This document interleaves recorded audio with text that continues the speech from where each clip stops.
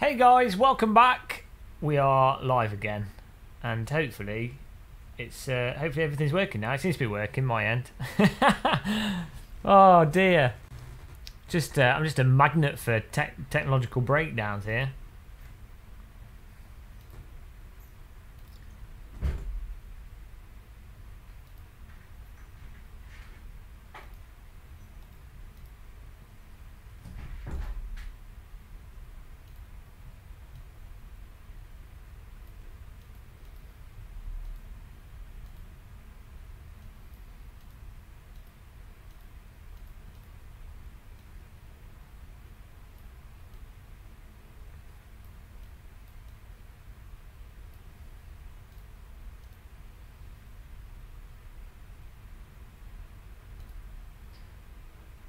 Hi, Busan and GT. What are my PC specs? i7 6700 and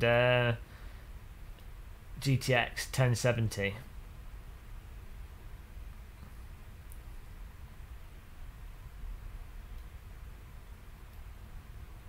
Oh, it says X-Plane at the bottom. Let's fix that.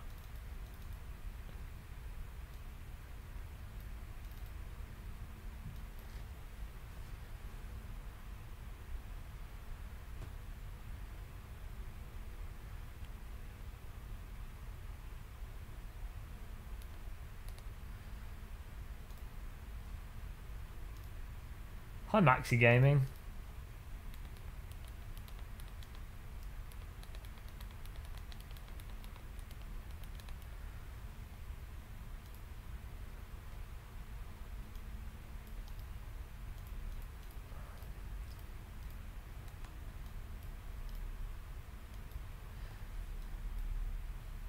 Oh dear.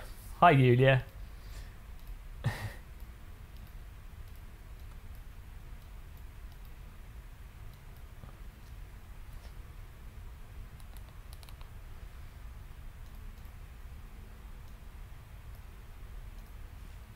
Right, let's see how this works. Bloody computers. Probably not. Maybe. I could just about run it with my 970. But not streaming, obviously. Just playing. 970 just about to do. You probably need at least a 10. I'd say you need a 1070. I mean, you could use a 970. I don't know how a 1050 compares to 1050 Ti compares to a 970. So maybe it'll just about run it. It's hard to say. In VR, do you mean, or in 2D? In 2D, it'll be fine.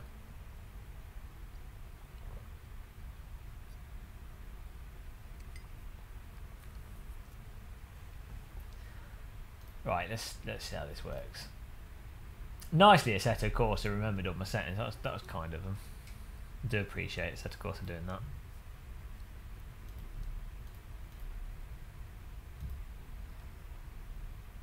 Oh, in 2D, yeah, you'll be fine. You can run AC on like a 486.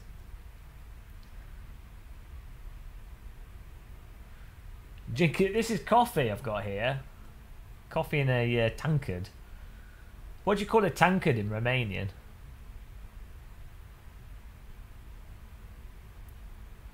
Oh yes, I need to make sure my audio is going through the right things.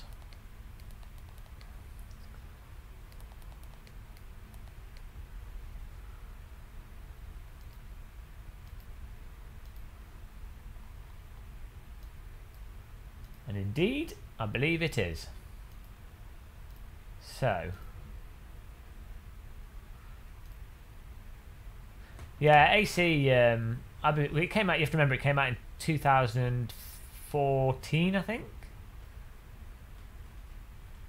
Oh, we did this Titus race as well in 1 hour. Well, I don't know. Might be able to. I thought it was only an hour away, but it's actually 2 hours away. Let's try this out.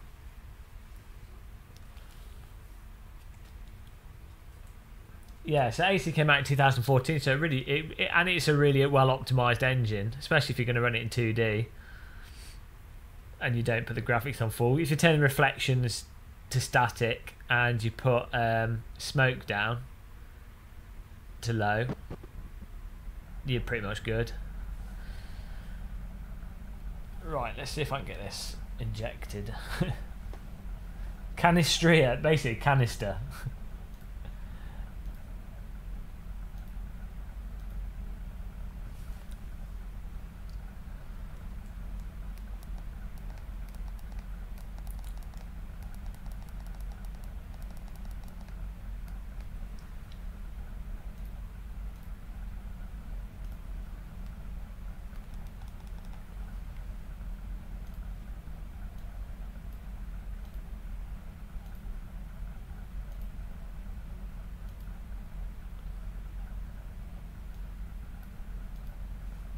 Let's hope this works. Oh no, it's not displaying. Oh, it is now. Nice. I need to add the link to it, but then we're golden. I'll be able to see the chat room in VR again, and hopefully it will work smoothly. We tried doing this yesterday and I had to close it. I thought it was this chat program that was making it run slow, but I think it's because we were running Steam VR at the same time by accident.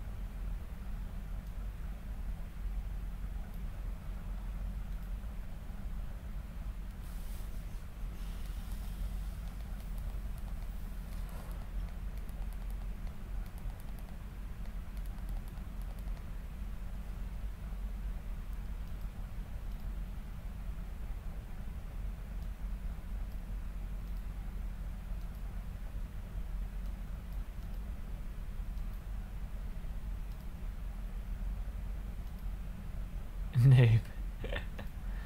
Oh, you're so nice.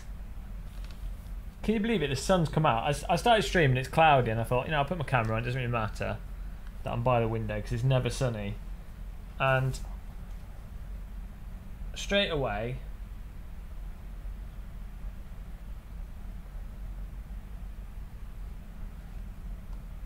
we get sunshine in there.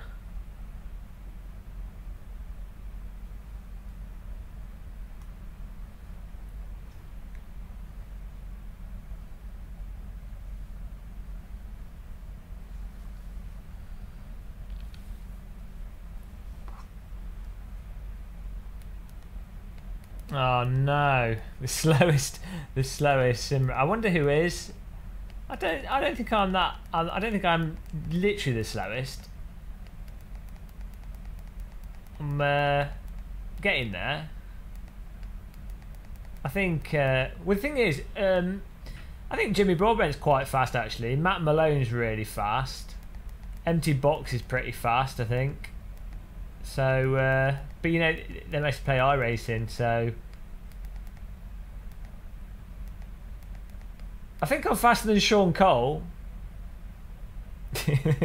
Yeah, well, because you've never run out of fuel. Not once have you run out of fuel. I ran out by 1 litre. Can't believe it. I was only a second off pace, you know. I did have a good setup. It was just I made a slight miscalculation. I should have gone for the oil tanker strategy, you know, although that was 5 seconds off pace, the oil tanker strategy. You can't do the oil tanker strategy in a Formula car. That's the unfortunate truth.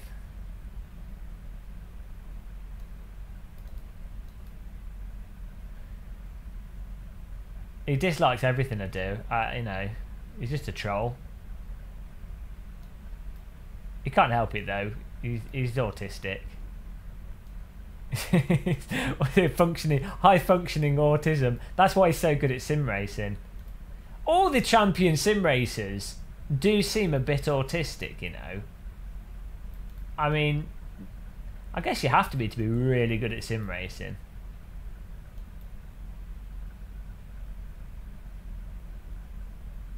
I never claimed that I was good at life. You suck at life. That's the stupidest insult ever. You suck at life. I think if someone's alive, that's fine. That's good enough these days.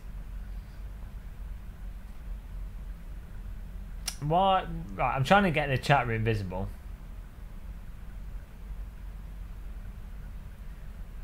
Well, I normally get, there's normally 2 people on my YouTube that literally dislike everything I do. Just 2 dislikes. Though they don't dislike VR content, so it must be someone that only likes the channel for VR stuff, because I never get a dislike on that. It'll be someone that hates me for sim racing. I know someone else that does YouTube videos, and they've got someone that religiously dislikes them every video as well. You can, Dog Boy, but I'm just doing single player at the moment. If you find a server running this car, the RSR, I'm running the wrong one actually, the RSR 2017, then yeah, sure, we'll join that. I'm trying to just get everything running, to be honest. I'm having an absolute nightmare with getting a chat room displaying in VR.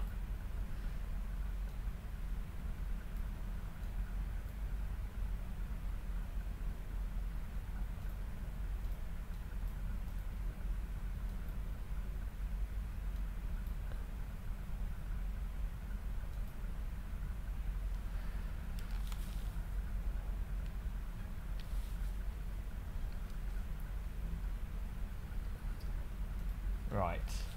So the way this chat room works is the way Hello V works is it like overlays in VR like that OpenVR desktop display portal, and then you can add links to it, and it'll display like a web browser. And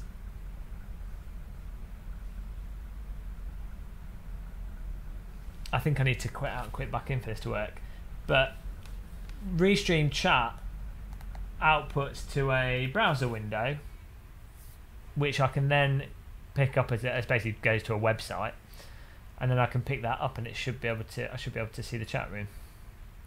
I know I have. I'm just setting up VR at the moment. As I said, it's the RSR. Yeah, I know. We've been through this already. I'm just trying to get the chat room working. Yeah, I know. It's Mr. Let's state something that's already been said 4 times. So, I've got to inject it. Definitely think OpenVR display is generally better. Like this, the way Steam VR does its environment seems to be better than like the OpenVR sort of 3D space and handling. Seems to be more versatile than what you get with the Oculus.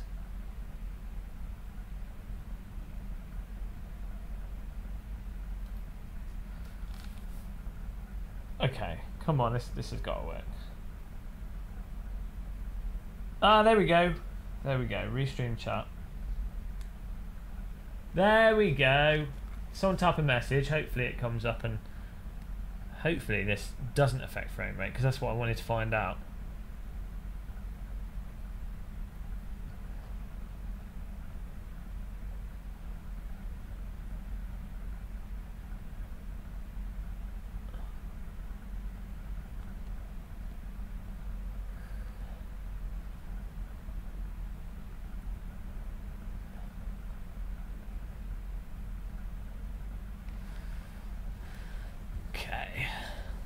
This runs. I'll go to the other car actually. Oh, the other thing you have to do is to minimise this.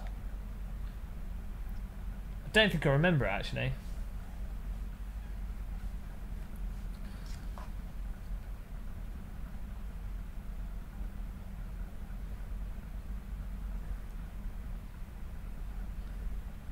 Let's hope this works. Can we see? Ah, there we go. Got a mouse cursor. So let's see if the frame rate works with this at least. Oh no! AC's forgotten all my pedal inputs. Bloody typical, isn't it?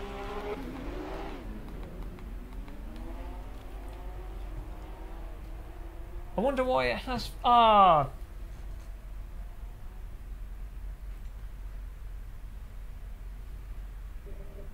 because I've unplugged one device, so it's forgotten all of them.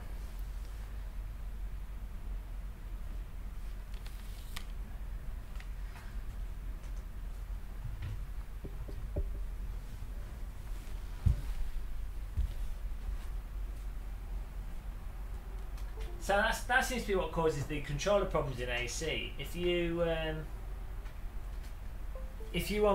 change, it might not be a problem with AC. It might be to do with the USB hub actually.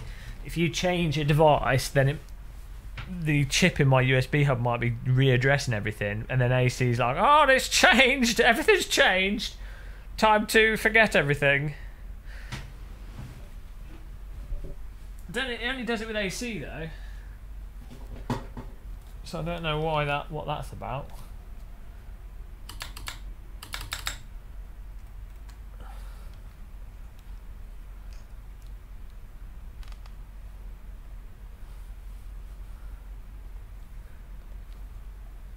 What are you guys arguing about in chat?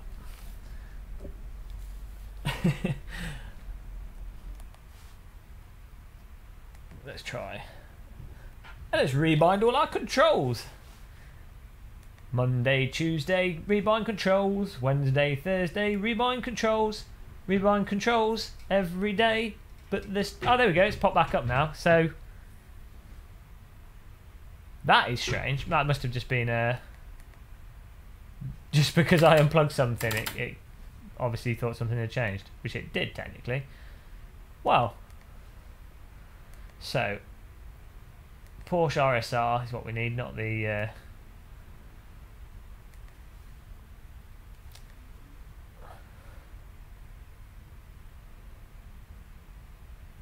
It's the GT3, isn't it? There you go. 2016, not the 2017. Rafael Tardicio. Of course, it's Gamer Muscle setting up his computer. These are the best streams. Oh no, there we go. Porsche 911 RSR 2017, that's the one.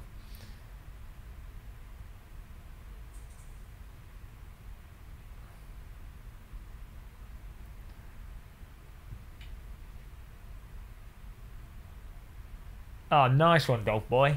Did you get it? You got it in the Amazon sale, didn't you? I think you were saying last time. You're going to have fun driving for the first time in VR. The first time you use VR is amazing.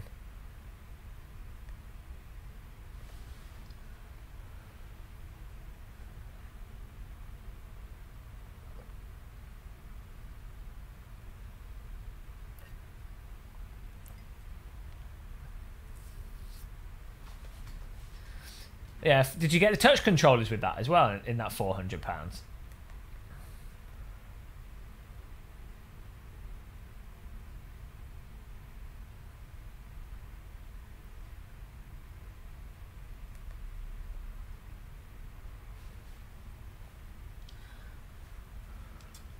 That's pretty good.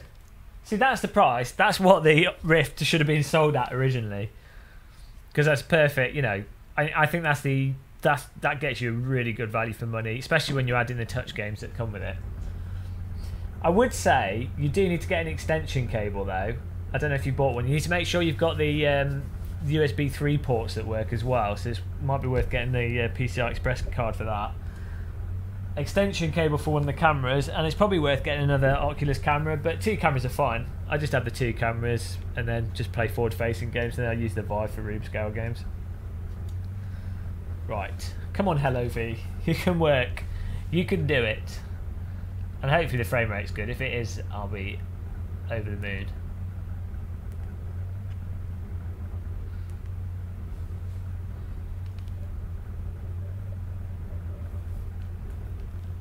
I'll probably do some streaming tomorrow, yeah. I'll just sacrifice my life to forever live in a Simrig here.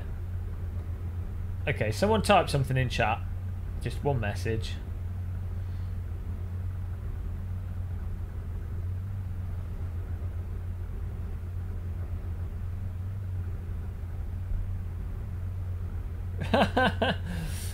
Come on. I've got this button floating in front of me. There we go. Off. There we go, it's updated.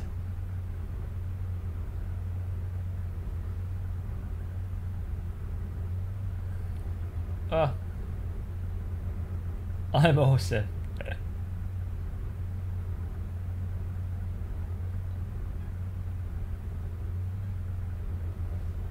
Whoops. This is really hard to do when my Simrig's blocking my tracking cameras. That'll do. Well, hopefully this runs well. So that should be positioned. I should still have...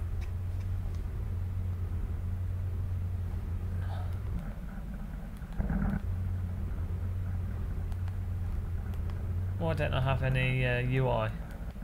I was in the wrong car, there we go. Nice, so that seems to be all working now.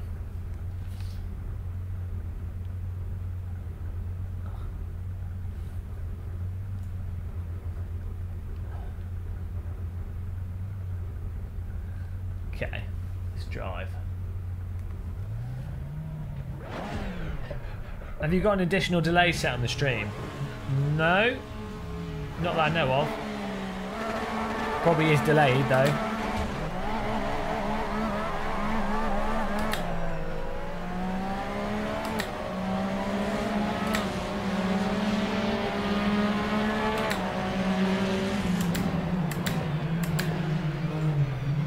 Okay, oh, this does seem to be running better because I've got tons of AI and I'm not really getting any stutter here.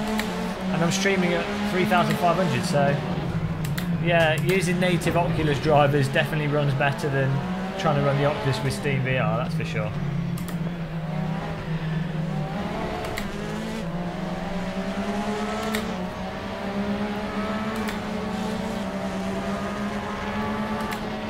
Oh, some big bumps on this track.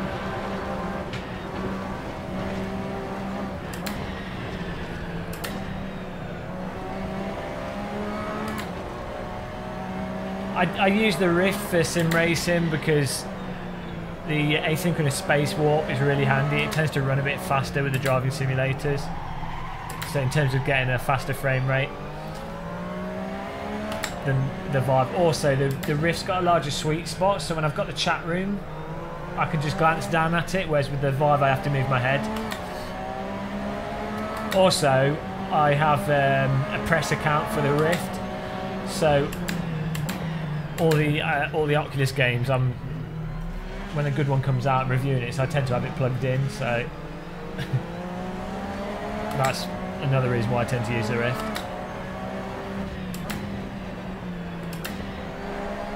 To be honest, I'm really hoping that someone else does a headset for OpenVR, because HTC are really annoying. Oh, also the headphones on the Rift are really handy for when you're streaming, because you're taking the headset off to do stuff with your computer all the time.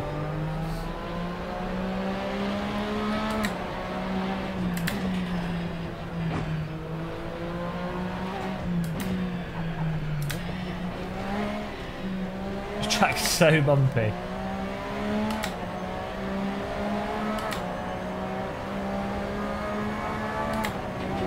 Oh my god, absolutely ginormous bumps on this track. It's like skid marks on the floor there for each time a tyre's locked up over the bumps.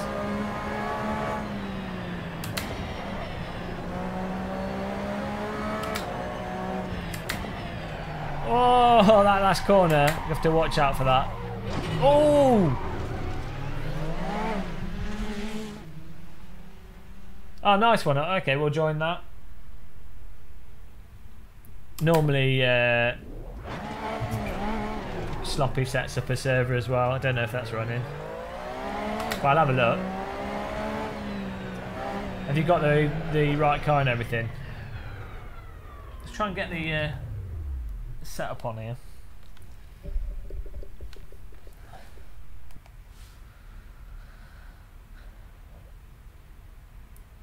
I'm going to use the setup market.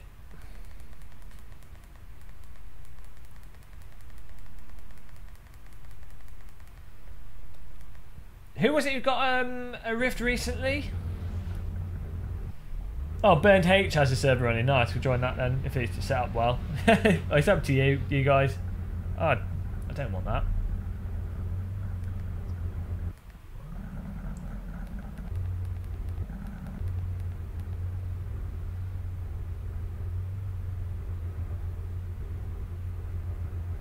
Yeah, the HDK I don't think is very good. It's good for like people hacking and trying stuff out, but I don't think it's like you know, it's not on the par with the Rift and the Vive. It's a lot cheaper though, so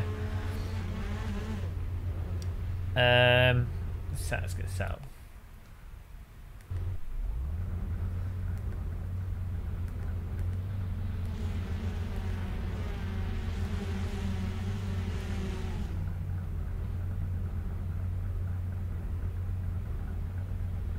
Okay, well, what's the name of the server? I'll load it up.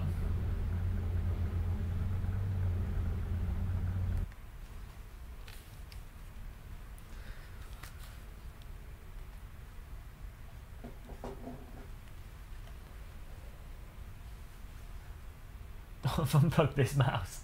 Mouses don't work if you don't have them plugged in, guys. Just a next level tip in case you haven't ever thought about that.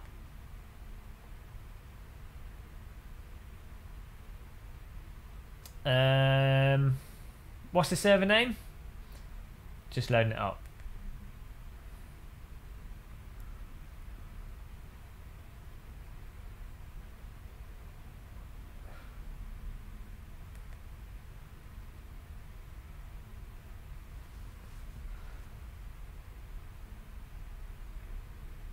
Hello, the corrupt light.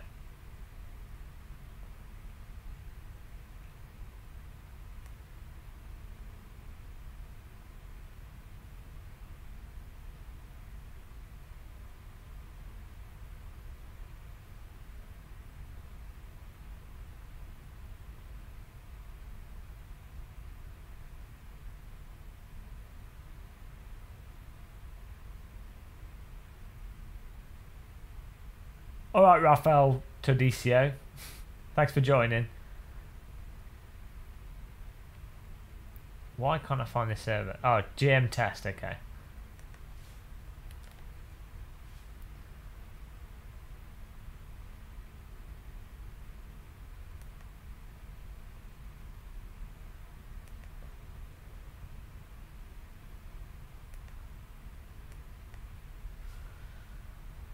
So the annoying thing with this Hello V app, it was not really Hello V's fault, it's more Assetto Corsa. Every time I load into the game from the menu, I have to manually inject the Assetto Corsa launcher, which is a bit of an inconvenience, but it's not the end of the world.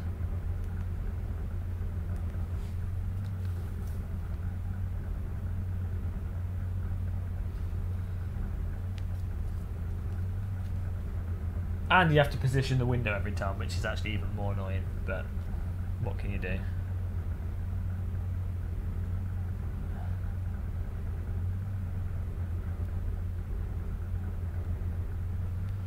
Should work well. Well, we'll find out, won't we? Oh, come on. Why is this so hard? There we go.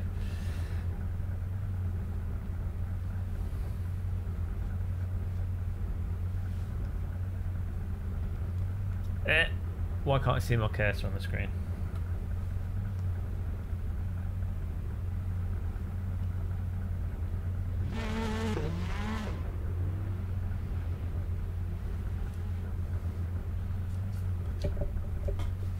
Ah, there we go. Just have to put the controllers on the floor. Got this set up here. Let's see if this is any good.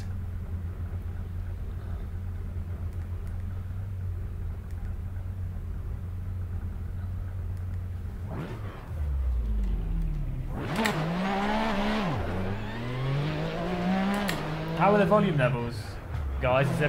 Is that all running all right?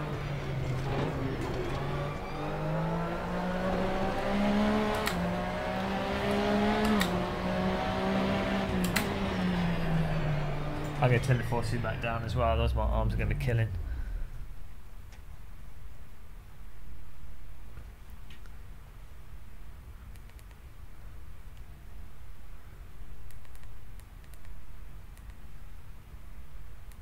It's already quite low. Got the weakness going on here. Thanks, dog boy. Oh, where's my app gone?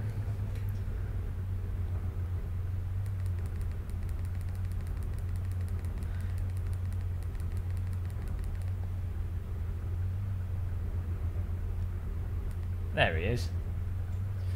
Thanks, Eric Bone.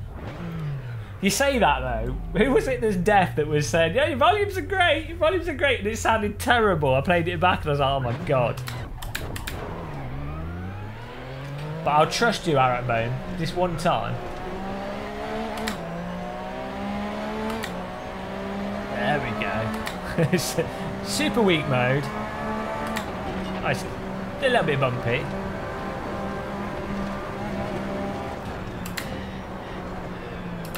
Someone could do with putting some smoothing out the track a little bit here.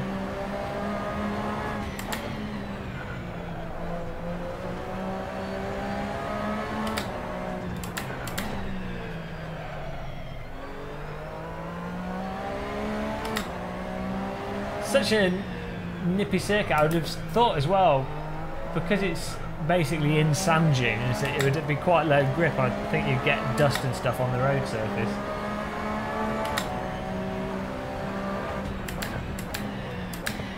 Who was the other guy that made a server? They should join this one.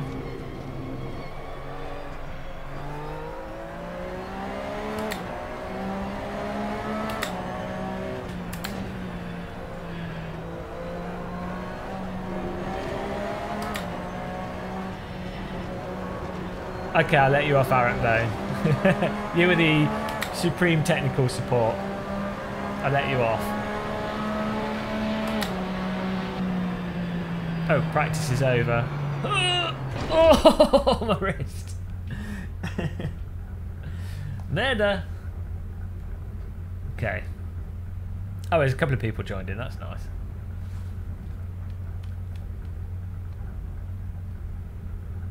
Okay, Burnt H. Sorry for not joining your server. This one just came up first because I wasn't paying attention to you. No love for Burnt H. Also, you always beat me whenever we do races, so, you know, don't really want to talk to you.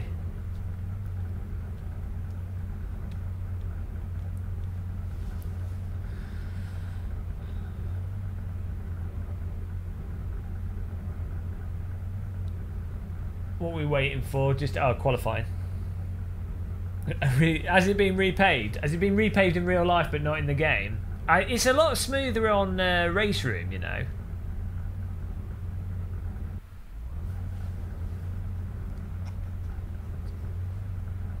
Here we go. Let's see what lap times we can get in, boys and girls. It's all about driving fast. Get the muscle race school.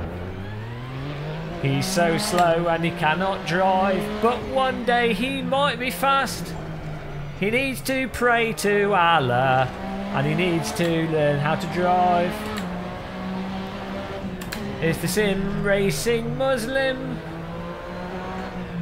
Put your burqa on your head. I don't have a burqa though.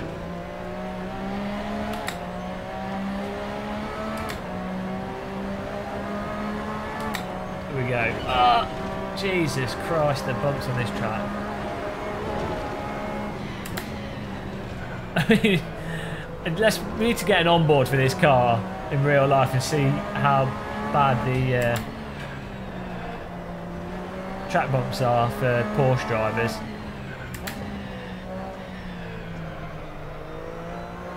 Maybe I need a bit of traction control because the back end wants to fly out.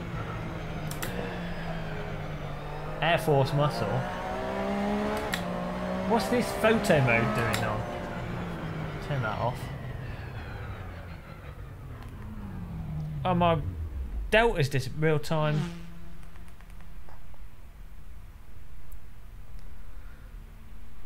And oh, I accidentally must have turned everything off like an idiot.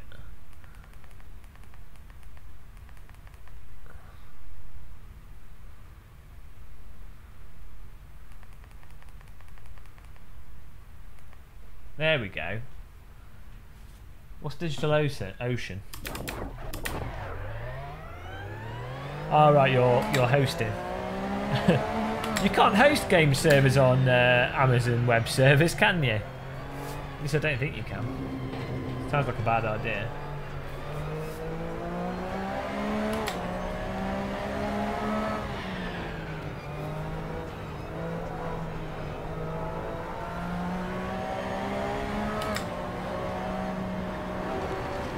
Are you in Australia at the moment? Isn't it like early morning?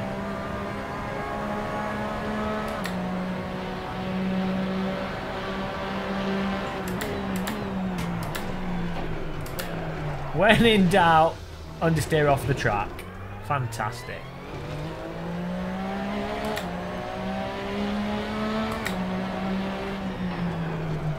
And again.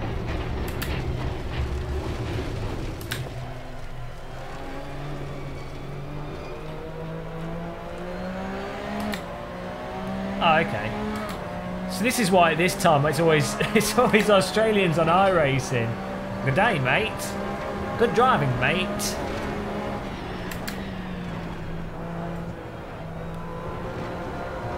Oh my god, why is this so unstable?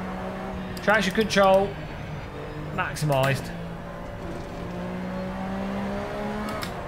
Well, I know when BRT does servers for us, he just does it on his garden shed computer, and he can get 18. I think he's only with 20 people, and it's run perfectly well.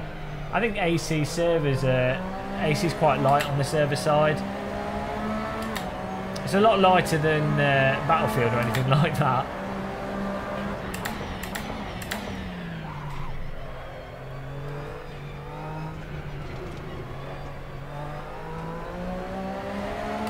Oh, this track isn't laser scanned, is it though? So maybe that's why the bumps seem a bit exaggerated. I mean, maybe they are really big in real life, but it seems a little bit crazy.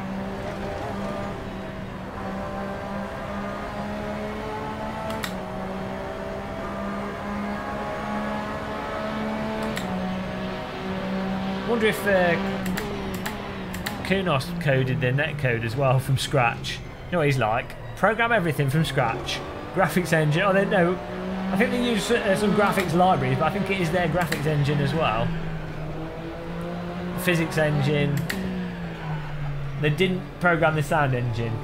They probably wanted to.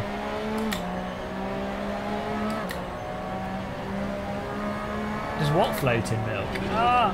Oh, what, the servers, yeah.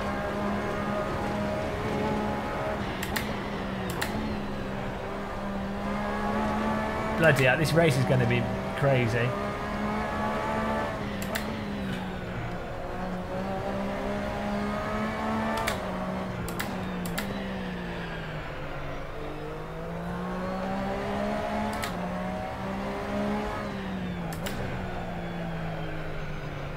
Traction control doing all the work for me, thank you. No ABS in this version.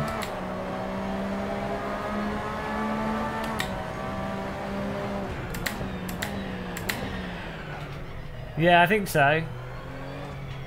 I was under that impression as well.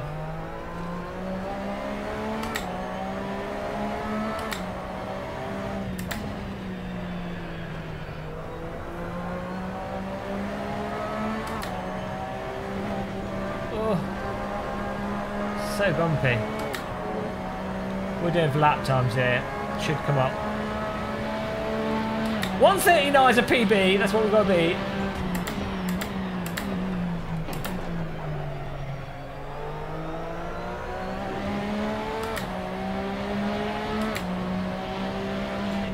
Is this guy famous?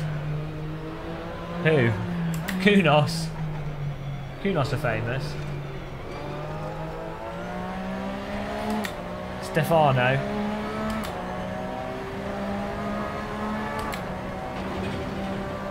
The Game of Muscle. I hope I'm not famous. I'm mildly known. Within AC I'm known because I play the game too much.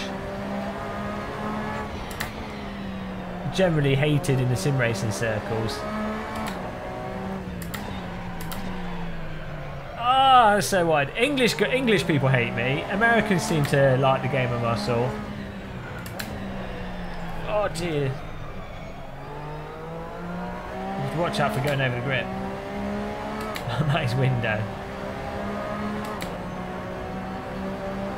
I'm running that setup arrow at the moment. I lost my trousers.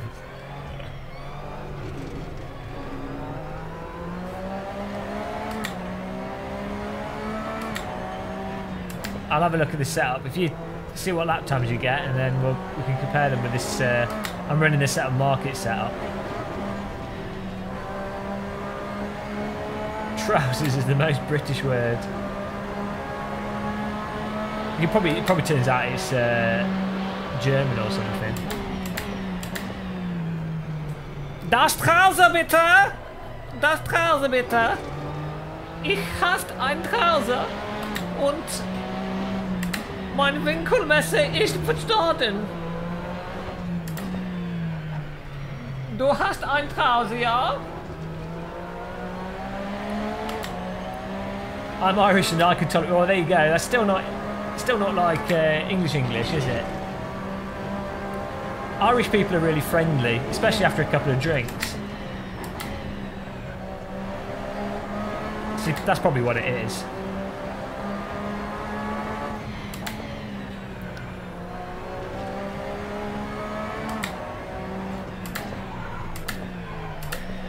So easy to lock up your ears with this.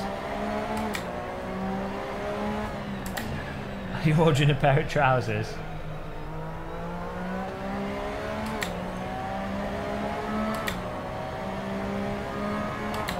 I thank you, Broshki.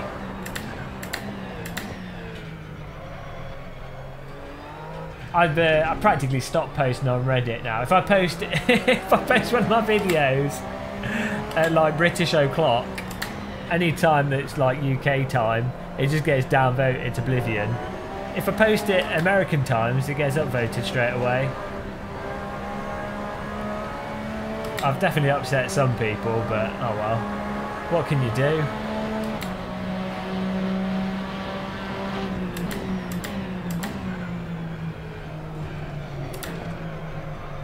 They drink Gatorade, don't they? That's all they drink. Gatorade, Bud Light. Schweppes. That's what we have that. Mountain Dew.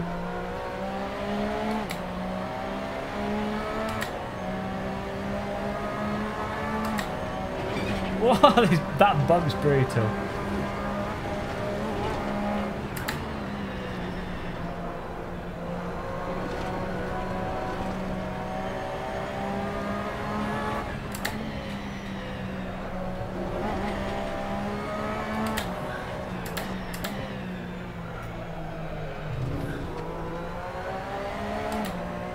I'm getting slower.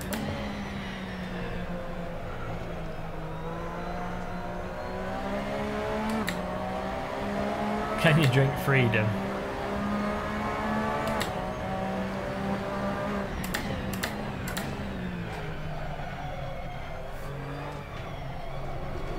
Oh, what? Suddenly got fast around here. And slow again. Up and down like a Morris dancer around this. Oh dear. The bumps are enough to cause the back end to fly out.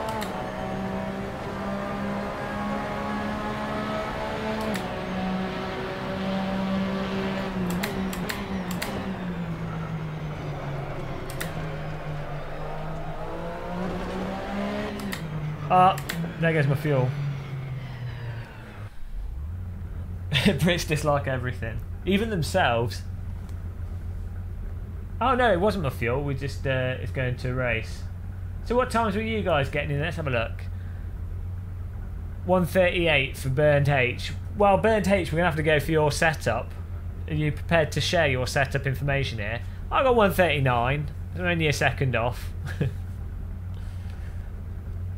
Is Burnt H in the chat room? Maybe you can give us our skills. Danny D did a 1:36. Well, I don't see it up here, so it didn't happen. If it's not in the server, it doesn't count. We need some setup tips. I'm using the setup market setup, but that's oh,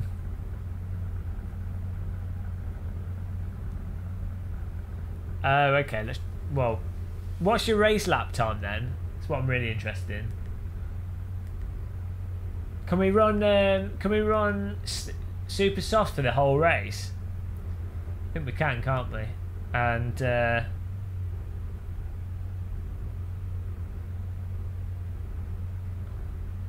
okay, let's try that. This one is not too bad on fuel. Okay, let's see what this is like. Yeah, but you're not getting a muscle, so it probably comes to you more naturally.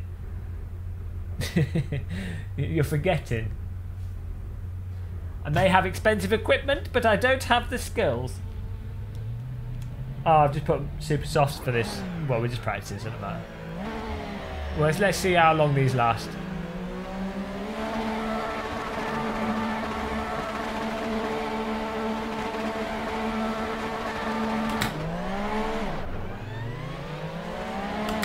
What's the time for you?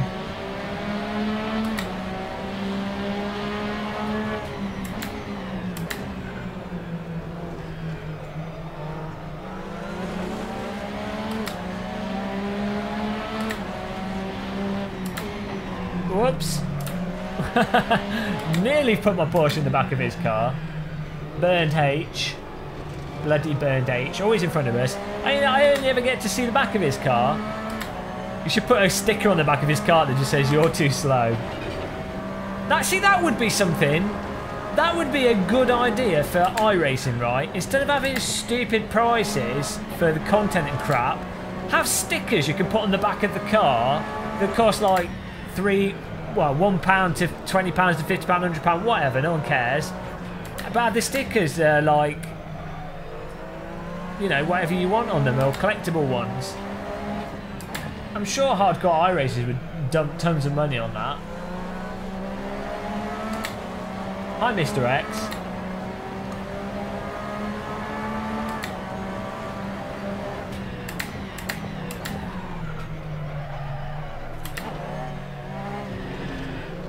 I'm probably the fastest driver in this serve without any hair, though. Although my hair's coming back a bit because I haven't shaved it off, so can't use that excuse.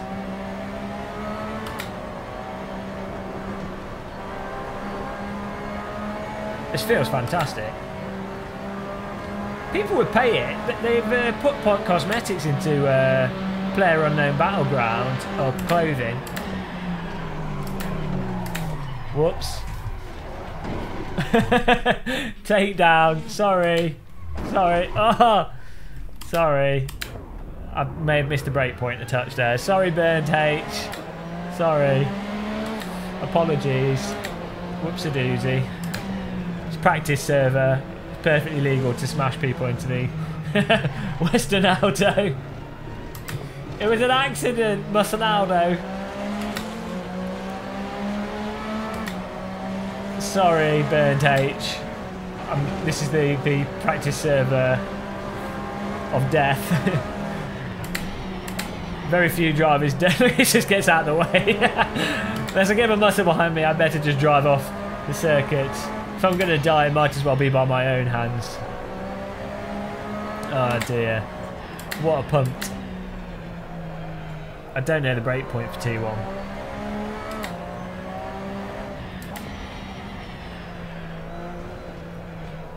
Yeah, I'm just streaming to YouTube because I made the mistake of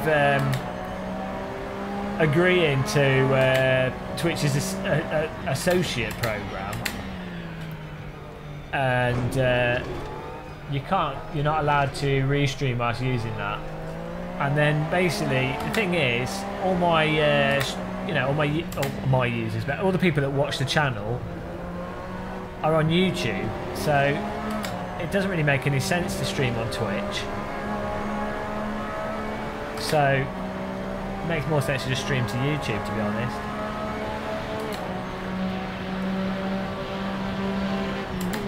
Also, YouTube does the automatic recording and everything, which is handy. The only nice thing with Twitch is that if people subscribed using their Amazon money, so it doesn't actually cost them anything. It's like the free thing you get with Amazon Prime. You get that, which is nice, but you know.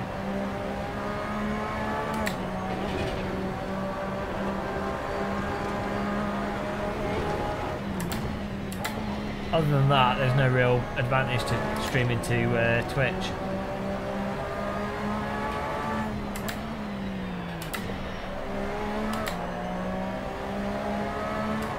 Yeah, but it just gets a bit of a handful. I mean, when you do stream to Twitch, it notifies everyone on YouTube.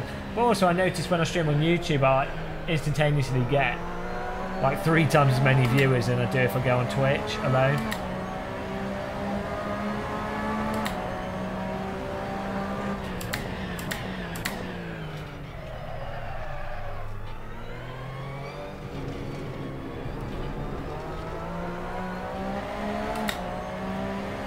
And I think also what happens is, you know, I'm building an audience, and it's just easier for everyone else if they're like, well, Gaming Muscles on YouTube.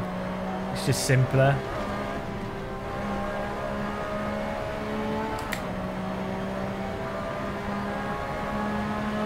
Also, YouTube automatically transcodes everything instantaneously. Twitch does that now if you're an associate, but it didn't for a long time.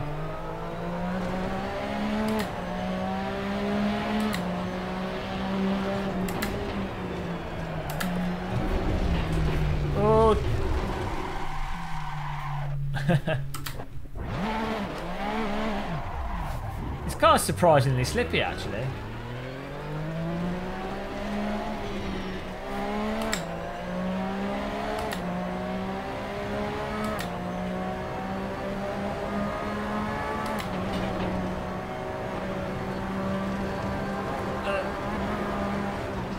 Feeling sexy today.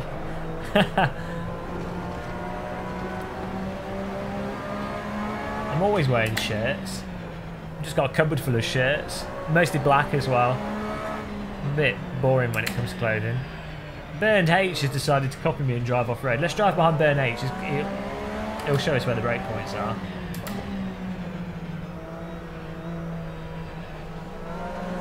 Oh, am I one of your favourite people? That's nice. That's nice to know.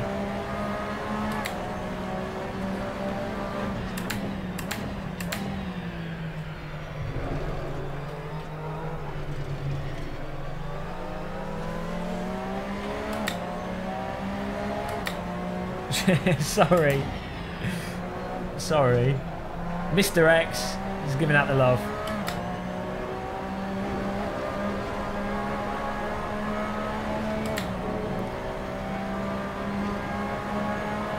Not on top of the cars. You have to use the thing on the left, the relative driver timing. Unless Kunos have fixed it. I don't think they have fixed it though. Dear God. Yeah, this car's pretty violent actually. On the brakes, pretty hard, pretty tricky on the brakes if you're trying to maximise it.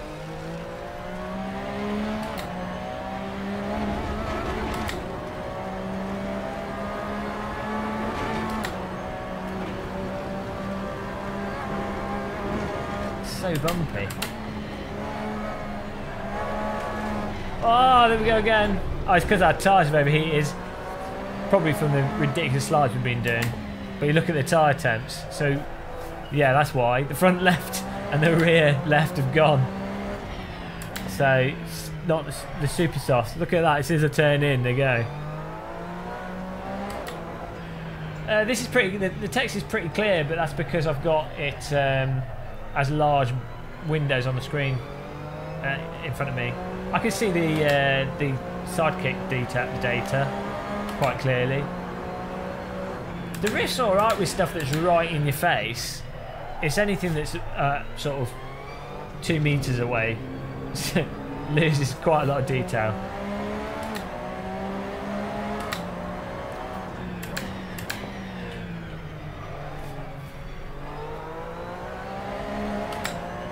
I don't know, Cram, mate. I think when race tyres go, they go pretty horrifically. But it will depend on the tyres, won't it? Depend on a bunch of factors. But I think they're designed basically to be, you know, they're really good in where they're good. But when they go, they go. That's it. I mean, they've totally gone. They lasted 5 laps on this track. Maybe we can go back to the pits and I can rejoin the race.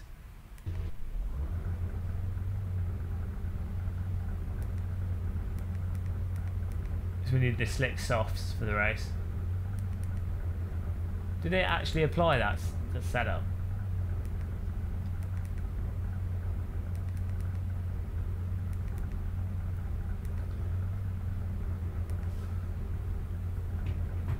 Controls are locked.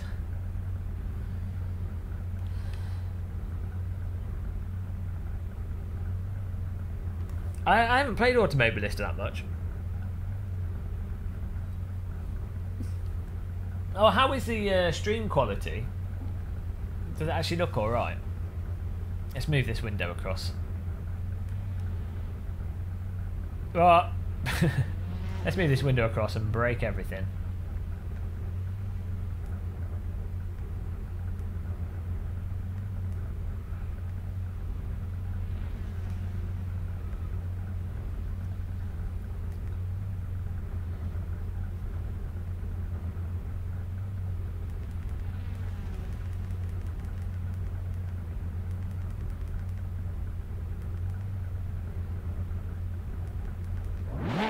Oh, we can move now. Turn off cursor capture.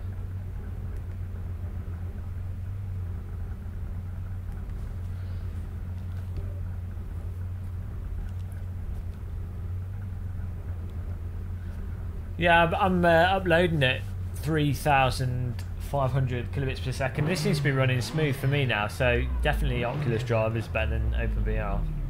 With the Rift at least. With the Vive. The Rift, the OpenVR is going to be better.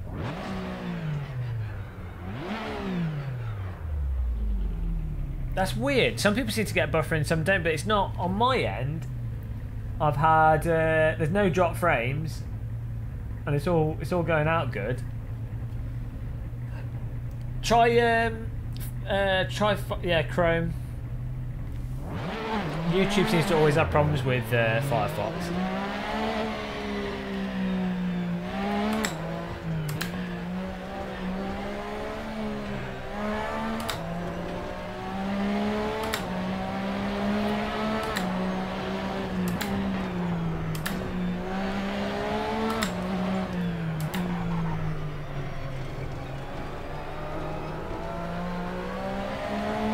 Nice thing with YouTube as well is it has the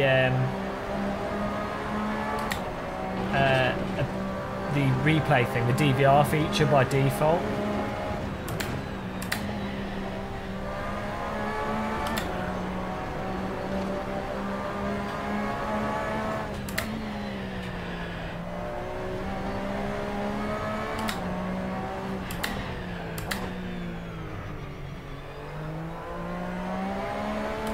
Try and get a good lap in here.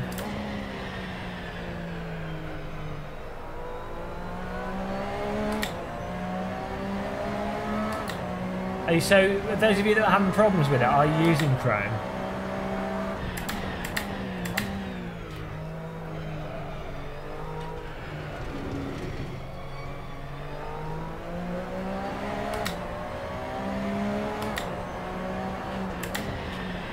Oh, you should just get one. Isn't there anyone in Australia putting them together? Because you're closer to China, aren't you? And that's where the most of the components come from.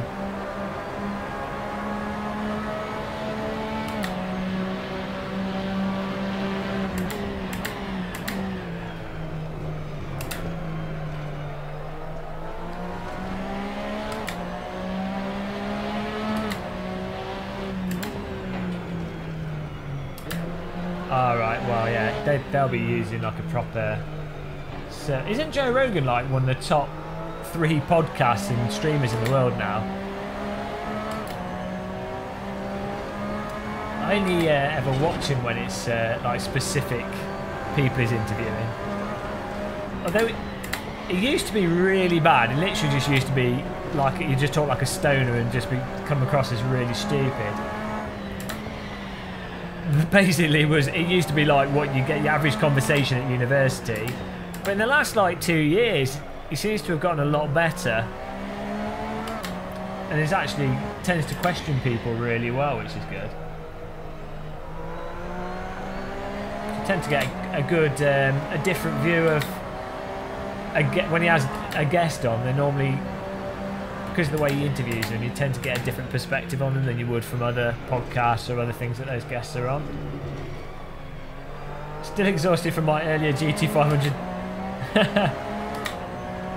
Are you using a direct drive wheel, Mr. X? I always get confused who's got direct drive wheels and who doesn't.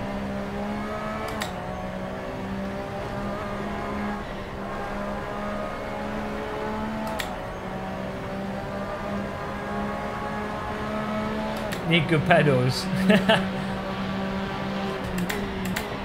Get some PT1 pedals. I'm like a walking billboard, or well, a sim racing billboard. I don't understand why Fanatec stopped. Oh, there's the wall. Why Fanatec stopped making they went to the close sport V3s, because the V2s were fantastic and they were a really good price for what you got. Now they do the V3s and they've upped the price by like 60 quid, if not more, for something that's basically the same in terms of functionality. Slightly better design, slightly better brake feel. I haven't tried them, but from what I've seen, it's just a shame really, because the V2, well, the Fanatec pedals, these are the first ones they did as well. For the price, easily the best pedals you could get, whereas now it's like you might as well buy some enthusiast pedals.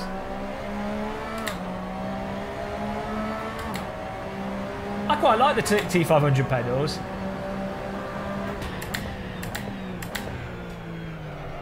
Oh dear. And well, the wheel, you have to get the clamp as well, which is another 30 quid if you're using it on a desk or something.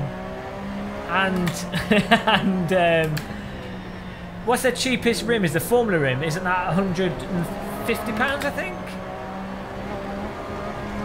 And the cheapest all-round rim they do, I think it's the BMW rim, which is another 200.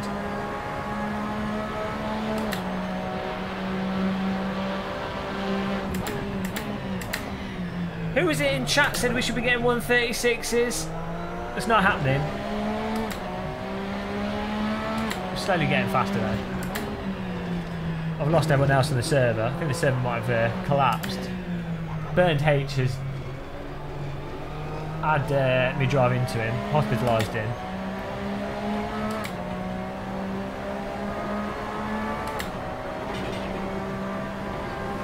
Well, that's the thing with the Fanatec pricing, as it is now, it just makes more sense to buy an OSW from one of the kit manufacturers, because it's just so much better.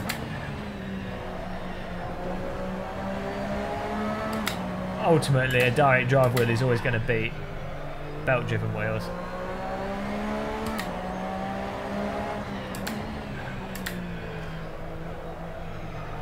I think even the AccuForce wheels come down in price quite a lot. I think you can get in America, you can buy it for like $1,000 or something, 1,100, which isn't, you know, it's not a bad price in American dollars. If you look at your sort of median wage in America, not including all the people that don't have any money in America, but you know, people that have normal jobs. It's expensive for people in the UK, but oh,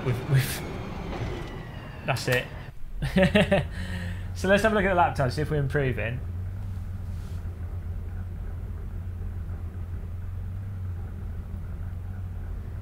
I don't know what Fanatec are going to do when they release their direct drive wheel though, because I don't know. I wonder what price they're going to sell that at. Surely it's going to have to be competitive with the AccuForce wheel, so it's going to have to be the same price as that, if not lower.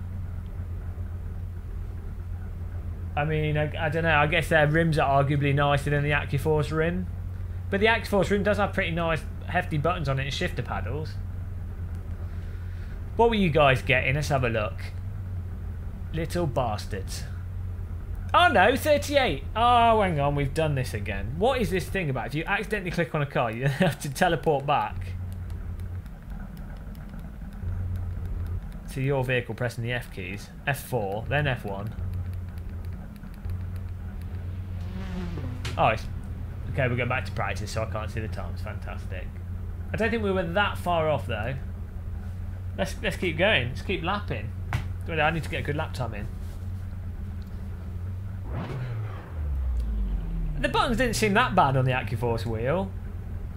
I mean, I know there's that problem with the cables rubbing off and getting loose. And then the wheel, when you affix the wheel to it, it didn't necessarily feel 100% perfect. But I mean, what, it was like 2 years ago when I tried it, so... And the button box, this Sim Gear button box is bloody fantastic. I mean, it looks plasticky because it's 3D printed, but you know, it's got the standard button. The buttons on it are buttons, but the shifters feel absolutely amazing. Yeah, I haven't got a number pad on my mini keyboard, so that's why I have to use the F keys.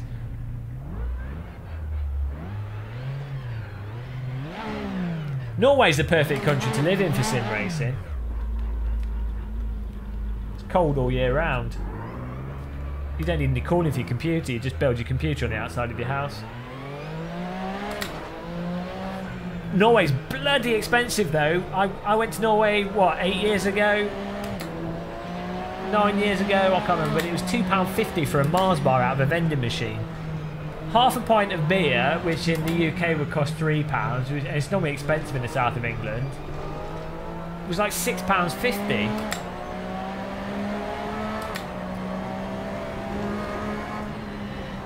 I think Dave Code, because he's Zero Skill Just Luck, is the guy that does it. He comes into our chat room every now and again.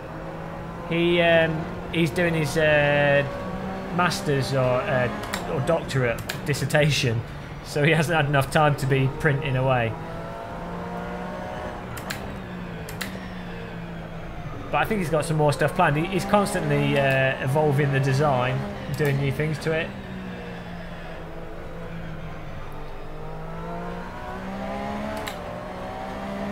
What's Trondenheim? Where's that? Where's Trondenheim?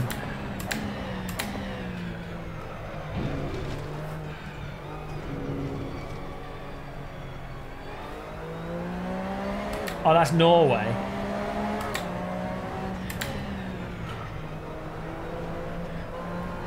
I tell you what, if I was in Australia right now, I'd be just walking along the beaches. I'd forget my life. I'd just be walking around on the beaches.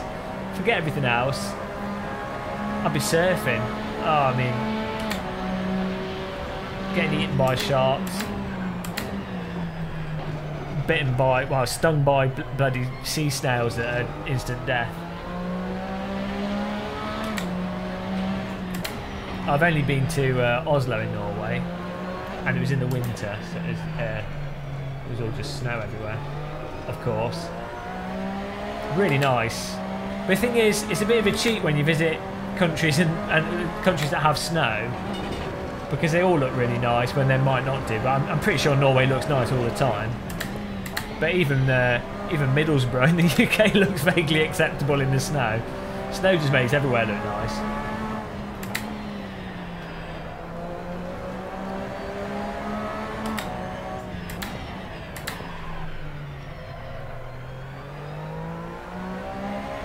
I liked it. It was nice. I was only in the centre though, and then I took the train out and went on the ski slopes at about a couple of miles out of the city centre. It was quite nice. It wasn't the best ski slope in the world, but it was perfectly fine. Better than anything I've been to in the UK. Much nicer than the UK.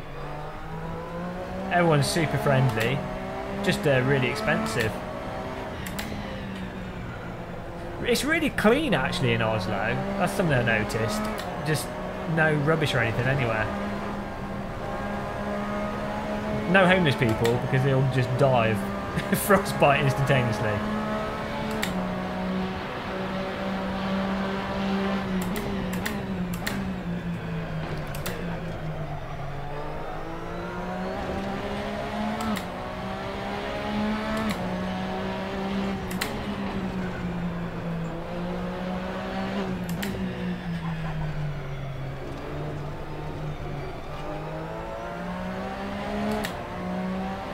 don't mind big spiders.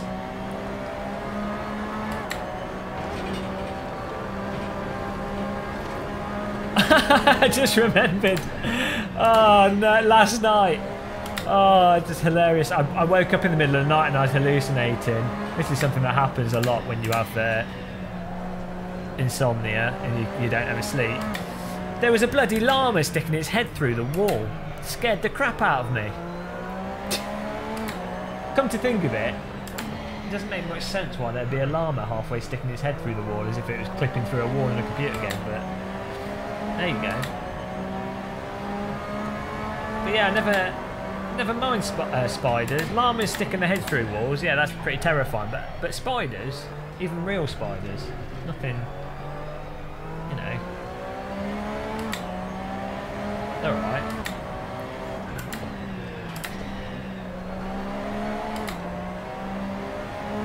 Llama muscle videos.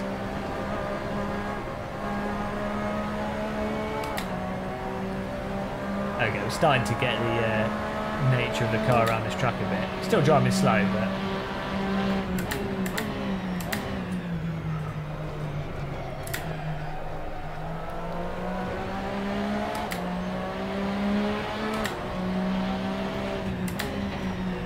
I think the only thing I'm really terrified of, or would be terrified of, would be like brown bears if you were camping.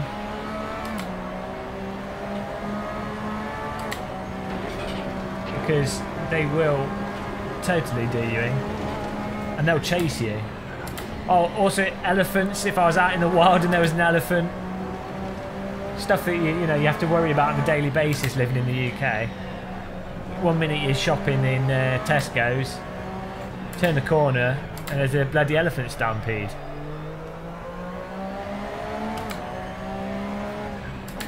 But elephants can move really fast. Set of hippos as well. Elephants, hippos, those are animals to be terrified of. See you, Anders.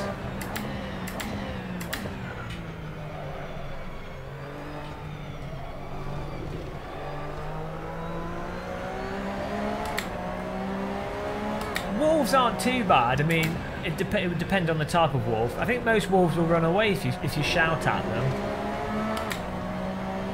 A bear, well, they'll just. I think they will just attack you if you startle them. Oh yeah, well there you go. Sharks. They're pretty terrifying. I think if you're on a surfboard or swimming.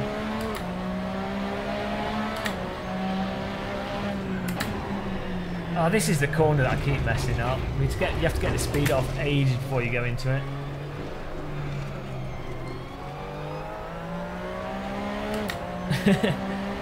Spiders don't lay eggs in your face though. If you're camping outside, or you could if you lived in a country with bears and you went and you lived in, say, like Alaska or something, I don't know, somewhere with bears, Canada, and you could go out to take your rubbish outside and there's a bear in your dustbin and then it eats you. If you're camping, you could be walking a trail and all of a sudden a bear jumps out of a hedge and that's it, mauls your face off. The same with elephants. You'd be walking along, perfectly happy, could be in India or something, just walking between two villages, and out of nowhere an elephant just stands on you.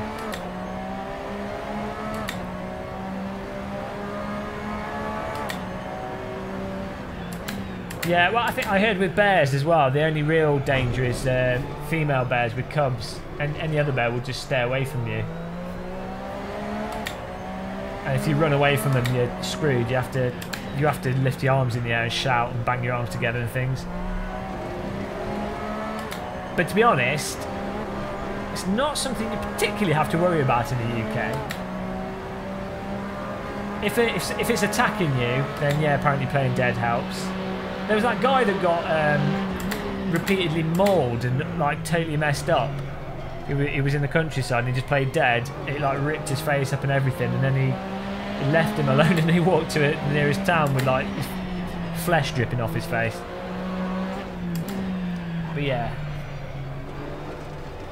bears are not for me.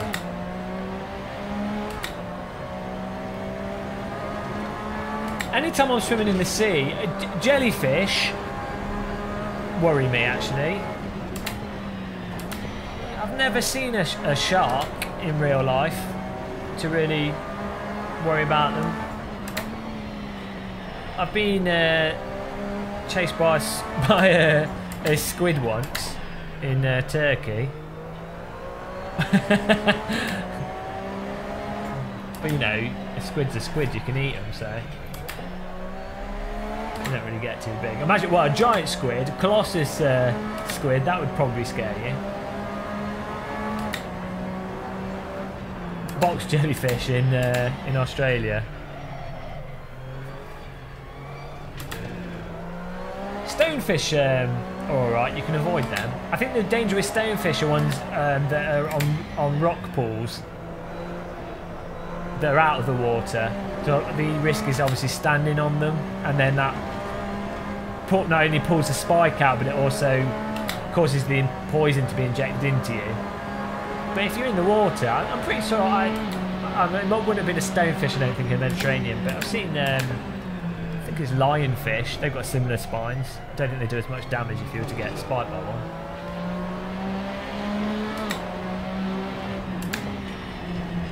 What's that snail called? A cone snail, isn't it? I think it's a cone snail, which if you get stung by it, can apparently kill you. Yeah, well, people pick up those blue ring octopus, don't they? So apparently they get a lot of children because they see it and they're like, "Oh, that's pretty." They pick it up and then they get fucked up by it, and then apparently it's a really painful way to die because your body, all your organs just shut down. This is why you don't go on holiday to Australia. There's even land snails that are poisonous in Australia. Everything's poisonous in Australia. Oh, we got 38.5. And Burn H did a 38.1, so we're getting there. I can only assume Burn H was just cruising though. But that seems like this setup's getting there. How are you doing, mate? Aaron Cow. The most dangerous animal in Norway is the elk. Oh, well, yeah. But you can't just shout at them and they'll move out of the way. I like swimming in the sea though. So if I was in Australia, I'd be walking down all the beaches. I'd probably just do that for a couple of years. Beaches in Australia are absolutely amazing. Just crazy beaches. With no one on them for like hundreds of miles. Even the humans are poisonous. Oh, that was just practice. Well, they do say you're better off being bitten by a dog than you are a person because humans have so many different bacteria in their mouth. It's really likely to get infected.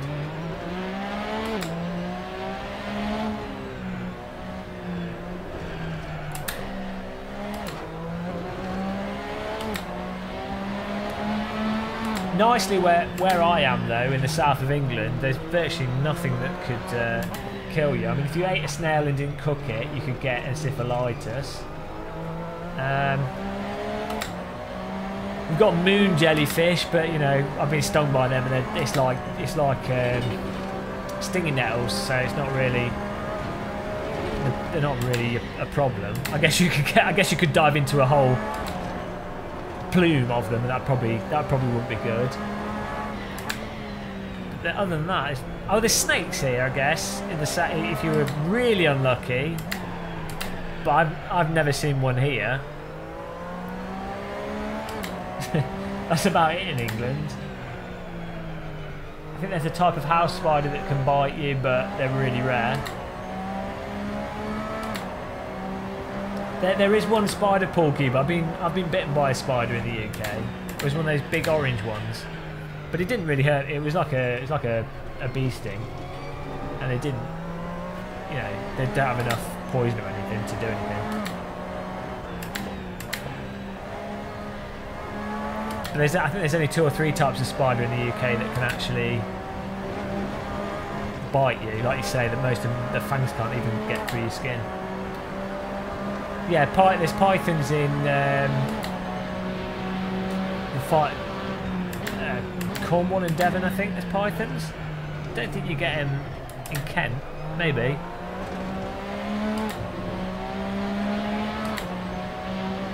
But really, you really have to piss a snake off for it to bite you. It's not like you'd be walking along and you just get a python biting you straight away.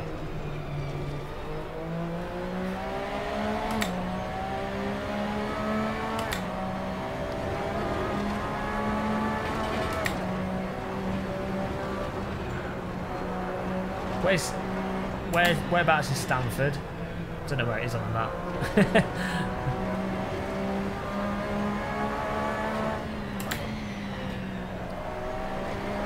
Starting to get the hang of this car now, actually, in terms of getting a bit of speed around these corners. You just can't throw it in with the steering. You have to sort of brake and then turn it in really gradually, and if you get it just right, the back sort of follows through nicely.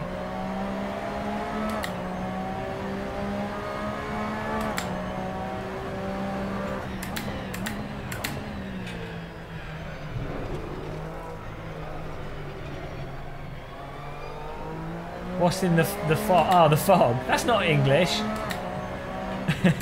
I only managed to watch. I watched that film halfway through and I couldn't take any more.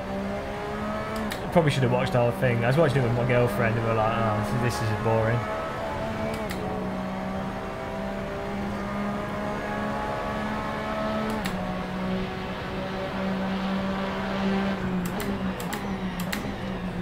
There's supposedly scorpions in central London that have come from packaging crates and stuff. My sister apparently had she had a large spider when she bought bananas. I think it was dead though.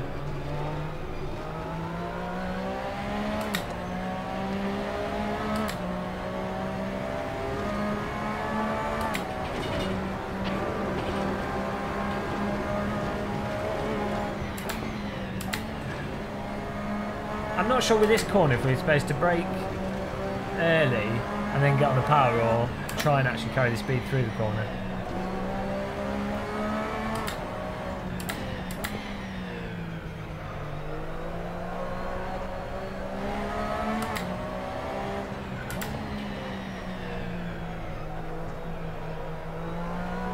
I think we can actually get on the power really early with this car.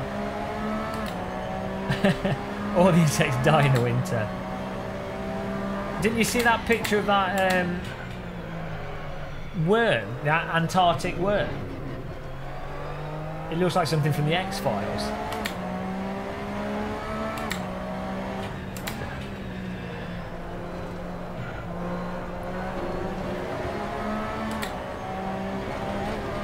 Jesus, the bumps on this track.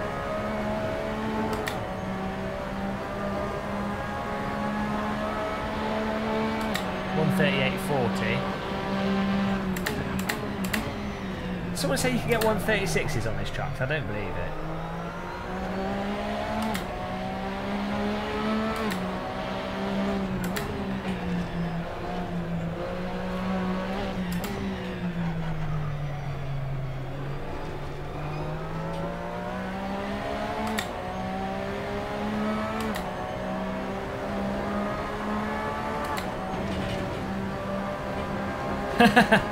Well, now you know. You can't even go to the Arctic to be safe. Oh, jeez. Yeah, probably need to brake earlier for that.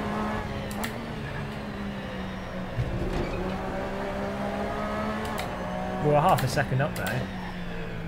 So we can do 137s. As long as we don't butcher those corners.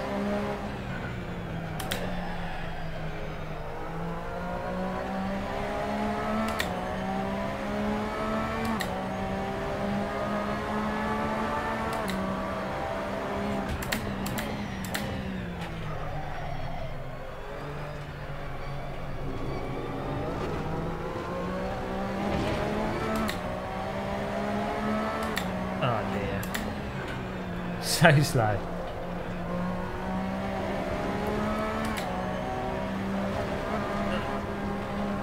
Oh, we can go flat out through there.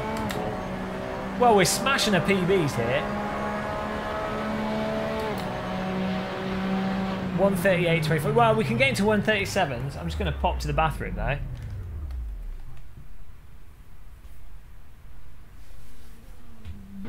Oh, probably shouldn't have stopped in the middle of the circuit. Safety last. Back to the pits. Whoops. I've lost my cursor as well now. There it is. Fresh new car. That's it. £80,000 worth of damage just waved off.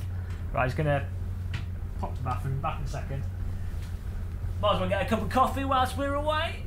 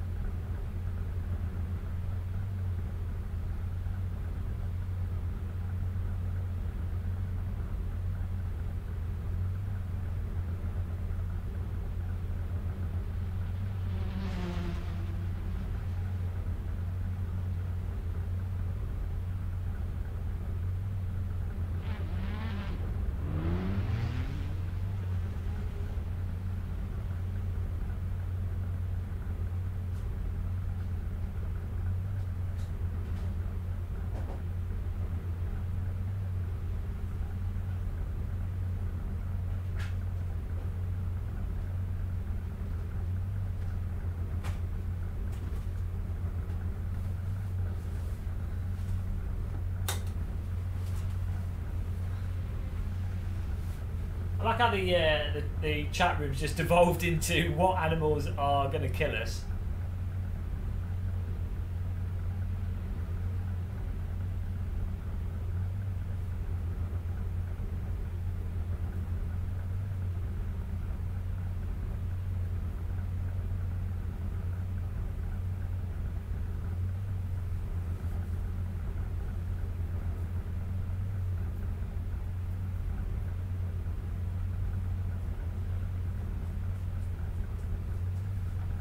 I didn't watch the British GP. That's how good I am as a sports fan.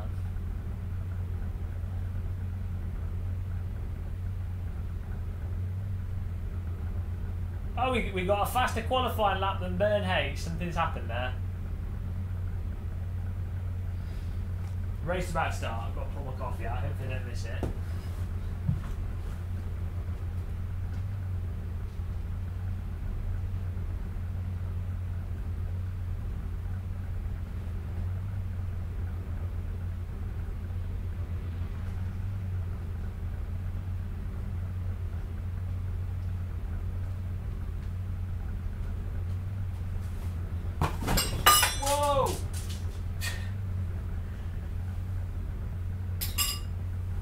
And gamer muscle died.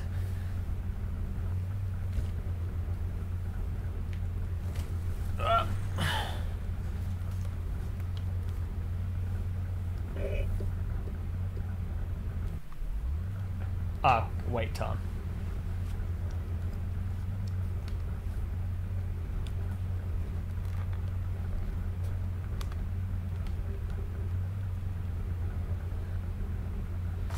Whoops.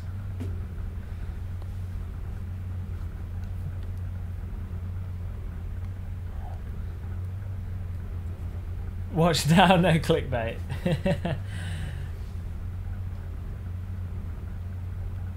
So this setup seems okay. I mean, I guess, I don't know if Ben H is in the chat. Gone sexual, gone wrong. Assetto Corsa crash, real life, car, death. Nice. Welcome to the K2 Cockpit Super League. That'd be handy. Oh, we're at the front of the grid. This is rather good. This is not a place I'm familiar with. Did Bern H not qualify? Because there's no way we were faster than him. 6 softs, 23 litres. to try and get some more PBs in. Well, the steering wheel is all the way rotated. I'm not sure why. Sim racing IRL. I should go to Buckmore go-kart track and film it, you know. I need to put a donation goal on the screen to fund me to go to Buckmore. And maybe find someone that's got a good kart. And then buy a bunch. I've got one GoPro. We get some more GoPros. And with that we could do a comparison video. Although there's no actual kart games with Buckmore Park to do a comparison video with, so that's a failure.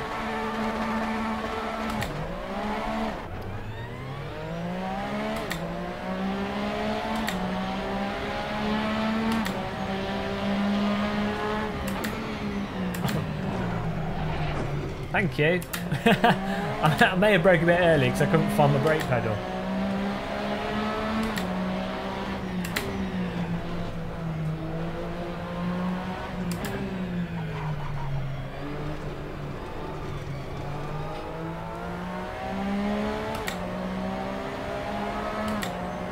Is Kart Racing Pro the P-Boss one? Or is that a different kart racing game?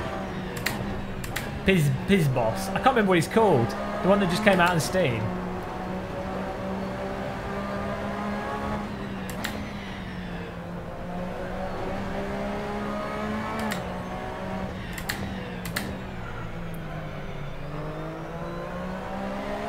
How do you say his name?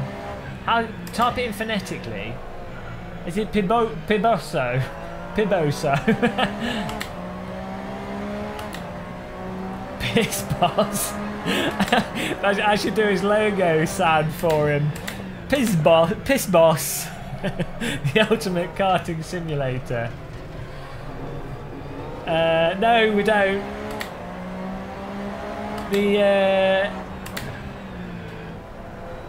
Hopefully I'll get press access to it when it gets closer to release. I don't know if I will. One of the guys that works for SMS said they would forward my email to Bandai Namco. I don't know if they will get back to me. I haven't said anything negative about it though, but I wasn't ever particularly positive about P-Cars 1.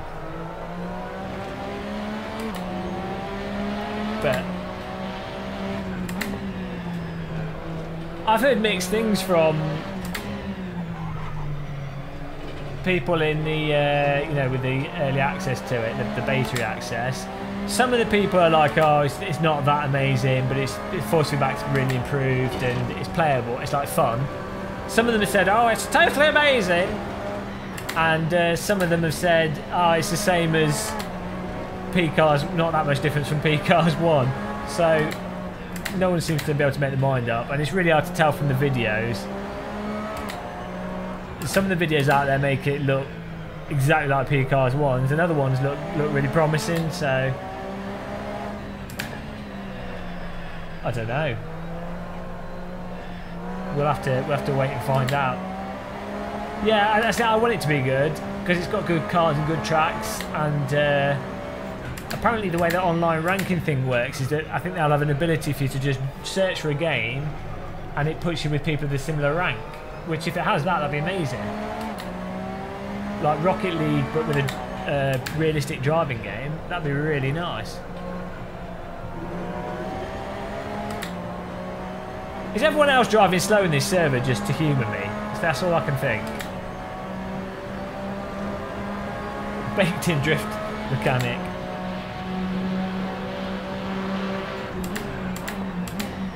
I think I'm catching everyone out with my ludicrous early braking for T1. You want games to be bad. Every game. Oh, watch out for the curb in there.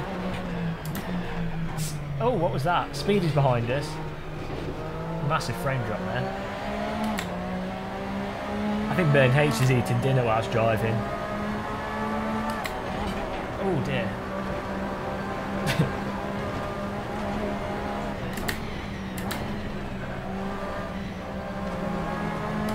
Sorry, Speedy, I'm slow. I mean, that's the thing. Like, you have to, even if you don't like the end result of Project Cars 1, you have to admit it's pretty impressive what they produced in the short time that they did. I think it's based on G-Motor engine initially, but they've obviously done so much code into it. It's the same as, like, you know, Half-Life 1 was based off the Quake engine. But, you know, in terms of having day, night, light and all the graphics, and then the amount of cars and the amount of tracks and real-time lighting and all the graphical stuff, and then trying to do a realistic tyre model and everything, in the amount of time Project Cars 1 was in development for what, 2.5, 3 years, it's pretty crazy if you compare how much that gets developed with other driving simulators or even other driving games like Forza and what have you. They did a really impressive job. It's just a sim anal anally retentive sim fans, you know, and there's that sort of benchmark of race room, live for speed, R Factor 2, AC, anything that's sort of in that ballpark. But if it doesn't get to that, then we're not happy.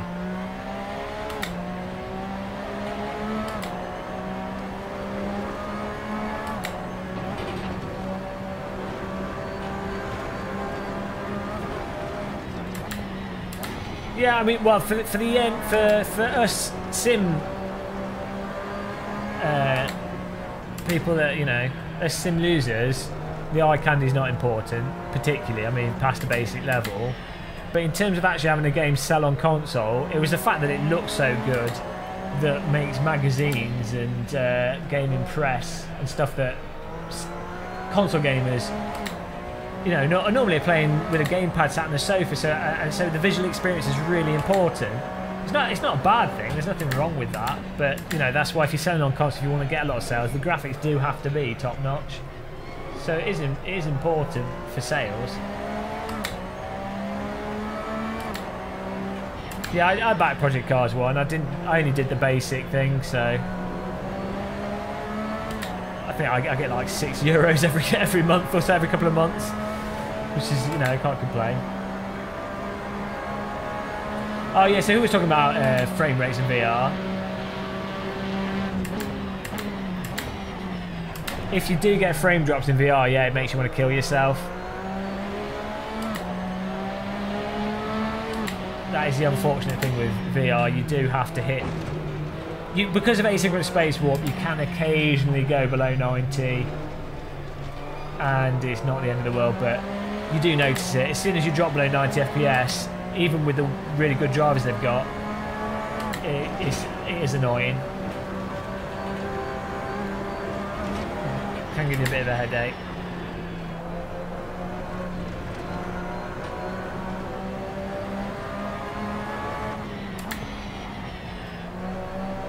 I quite like this car now, actually. Still need to get our speed up a bit, but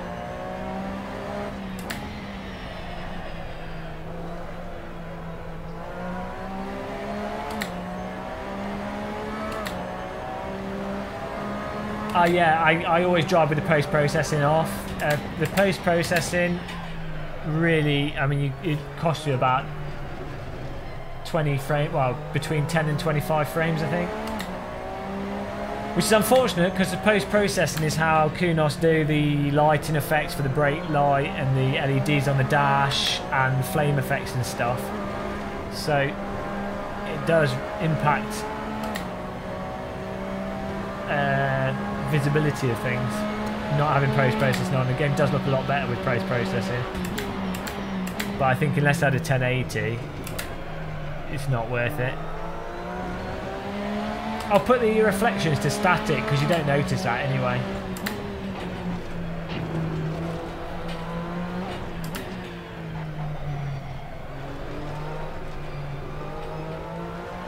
Yeah, I mean, the post-processing does look really nice.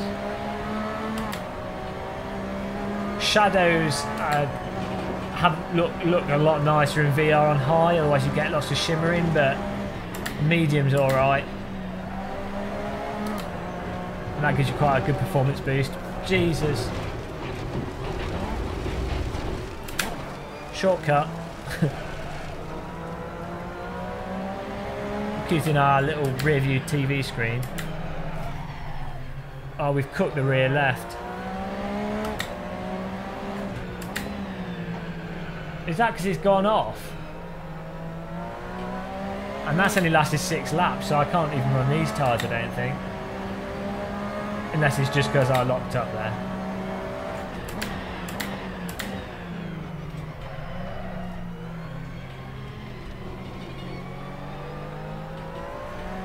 Oh, there we go, it's coming back.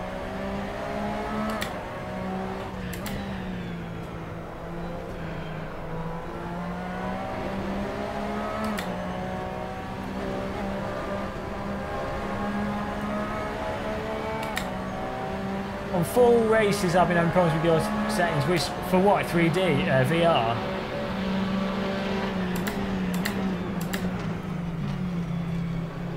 Why is Heli Corsa not working?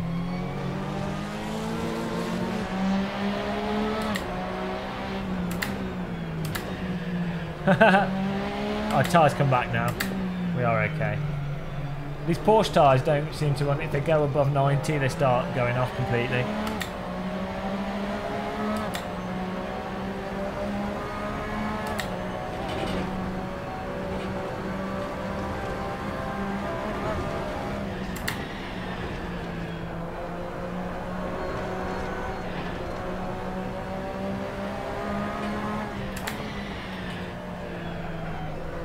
Can you see Helicorp? I can't see it on my screen.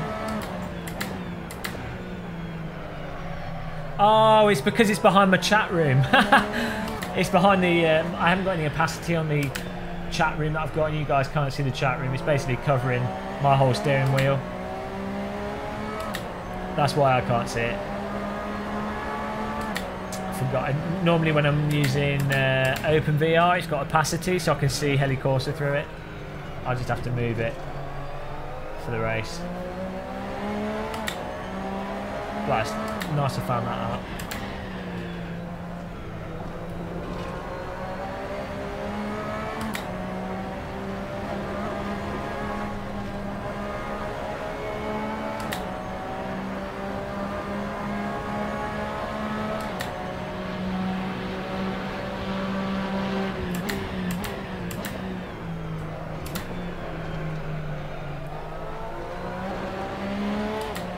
Yeah, I feel we can get a lot of time by just getting the brake point for that last corner a lot better. Not clipping that curb in every single lap is probably going to increase our speed quite a bit. Yeah, Helicorsa is really good. I mean, I like the spotter in iRacing though. I find that actually works really well. But the spotter in iRacing breaks down when you end up with more than 2 cars in it. Like if you're in the middle, it's alright. It's like 3 wide, blah blah blah. But it gets a bit ambiguous when there's tons of cars all over and it starts having a breakdown. Sounds like a spotter rapper.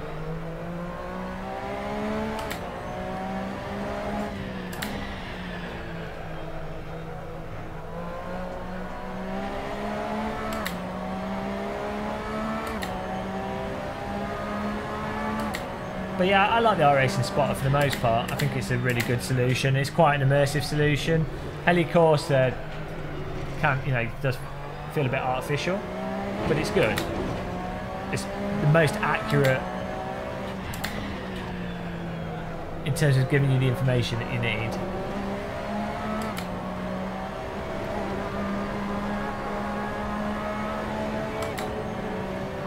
Checking the mirrors. Well, it's a shame that the mirrors don't work in AC like they do in Live for Speed and iRacing. Because having real mirrors in VR really helps because you can move out the blind spots.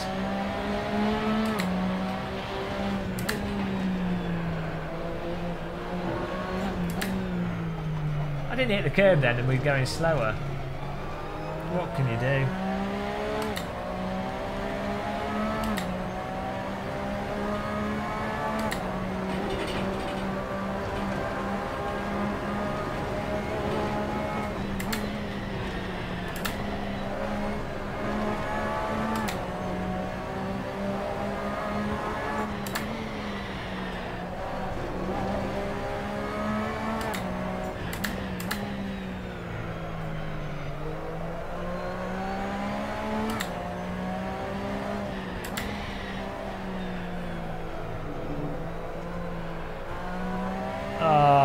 so slow.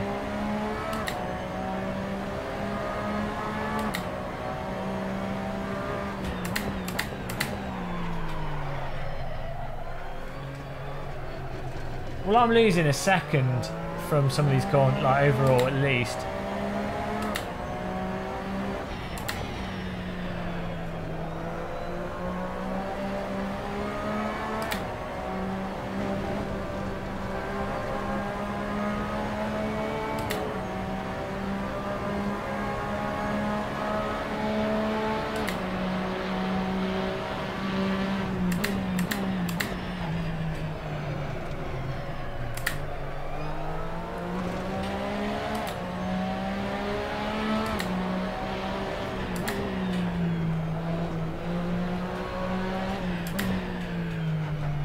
This section is a really weird section of track. I don't think there's any other circuit that has corners like that.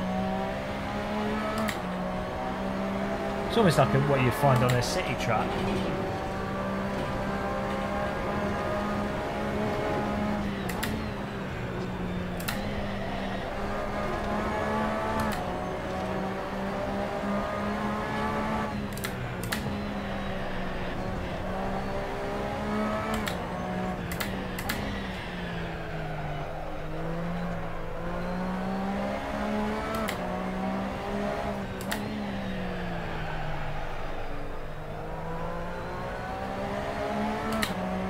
Bloody slow around that.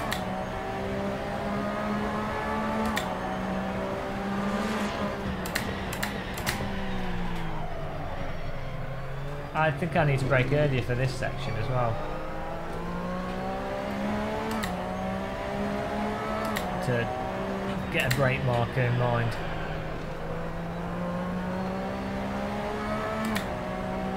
Oh, we're up on our lap time now.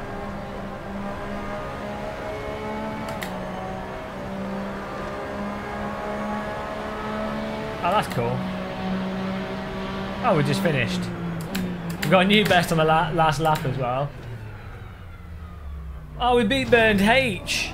I don't know if he come in the chat room. He was probably sipping a tea or something. I think normally he normally is faster than us. Let's look at the lap times that other people are getting. I feel like we're doing all right though, but no doubt when we go into the racing system we'll get absolutely rinsed. Look, Burn Hate's got a 1:37.7. How the hell is he doing that? Is he? Are you listening to the stream, Bernd? If you are, please tell me how the hell you got a 1:37. What have you done with your setup, or are you just driving better? He's literally a second faster. Bloody hell! Stopped online. Yeah, we'd finished the race though. So anyone that drives into me, I've got my camcorder ready to capture anybody that rear ends us, and then I report them to the police. It's their fault for driving into the back of me. 1:37. I don't get how he's doing it. 1:37. 43 in the first sector. Oh, 43.9. 53.7. Second sector he's doing it. How is he a second faster in the second sector? It must be that right-hander, the fast right-hander.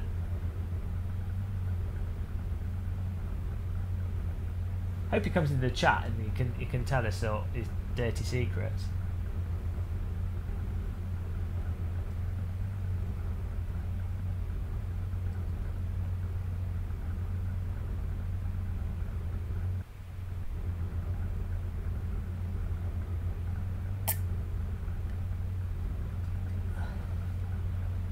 But I feel like I'm vaguely on pace now, so when it comes to actually doing the race, we should be able to be near the front, hopefully.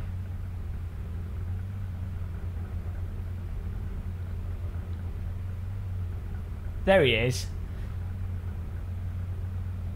What can you tell me what you're running on your setup, if it's different to mine? I mean, I'm using a Saturn Market setup.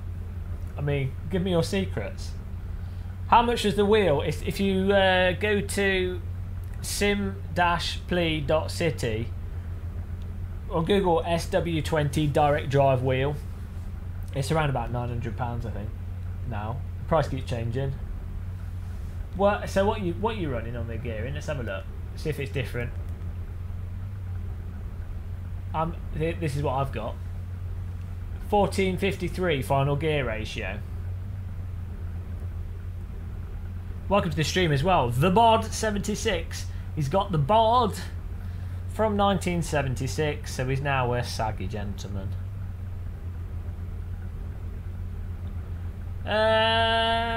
Could you just put it so that it's not got practice? So it's just 5-minute quali. And maybe make it a 5-lap race so we can just keep doing quick races. That'd be cool, and practice racecraft. You've got 1250, okay. Maybe that makes a difference. Oh, why is this 12? Oh, there we go. Okay, I'll give that a go. So this was this setup. 1250. Was I not running with the setup then? Let's see what happens. I'll change this.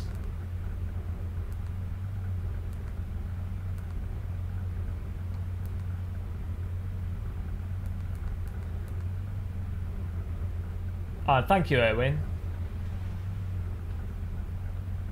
It's a really good wheel, and it won't ever break though. Well, technically it costs more than that because the £900 is for this motor. Oh, I've got my camera on. I normally don't. The motor here, that's motor, and then there's a box down there that controls it. That's £900. But I've got an Ultra Cento steering wheel. That's another 90 quid. And then a button box, which is another £200.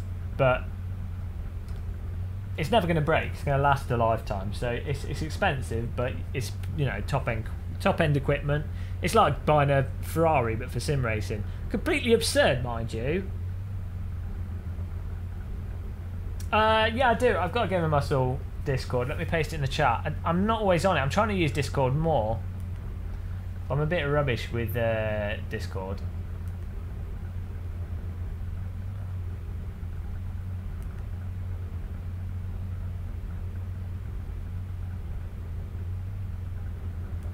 I need to sort it out. My the thing's all messed up. I'll set one up and I'll let you know when I've got it set up. I'll post it. Go on my Facebook or follow me on Twitter. Go to the Game of Muscle Twitter. I think it's just called Game of Muscle for the Twitter, and then I'll post when we get a new Discord server set up. Oh, sorry, Burned H. Wings 5. Oh, I missed it. Sorry, what did you put, Burned? Rear wing on 5. Oh, I've missed it. I've missed it. Where did he say? Burned H, could you repeat what you put? Sorry, I was too busy nattering with other people. Here he is trying to help us out, and here's me totally ignoring him. I'll restart the server, so I've got to save this out for now. Rear 9, okay.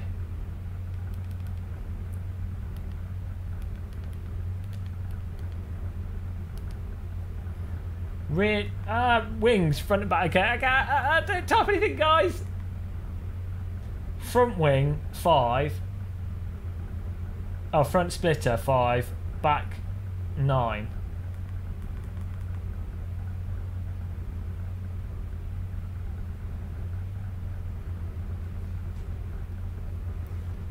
Oh, what's going on? I've broken my chat window here.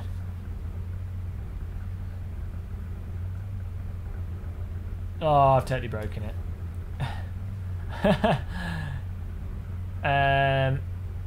4559. What?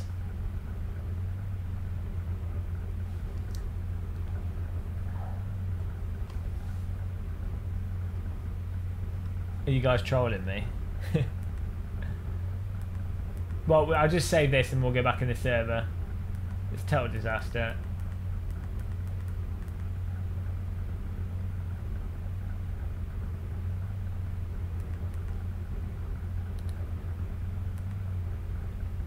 We gotta reload the server.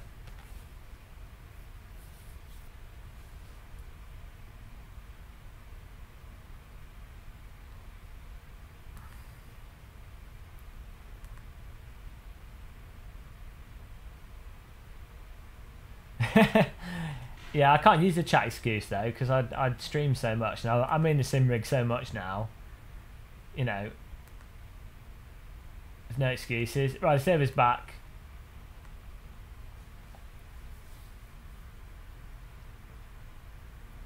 Thanks for setting the server up as well. If you just do a search for, I can't remember what the server was called, but do a search for Zandvoort with this car and you'll find it. Okay.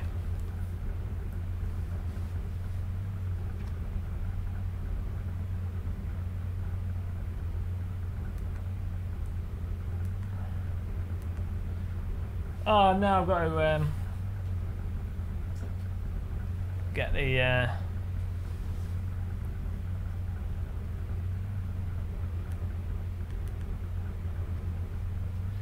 just add more ballast. Game and muscle test, there you go.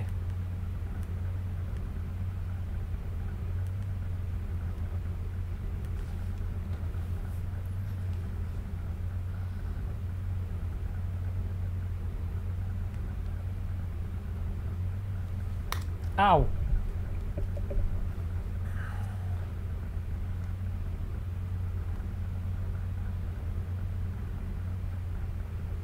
Whoa.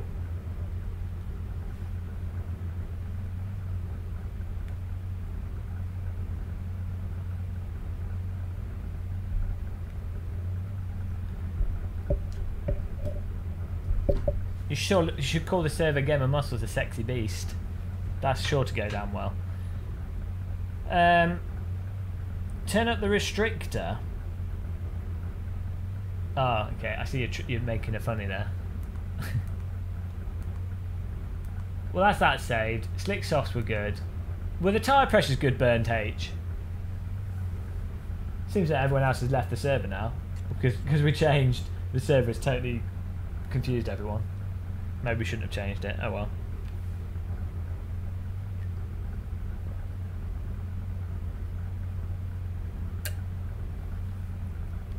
Can you jump back in, Burnt H?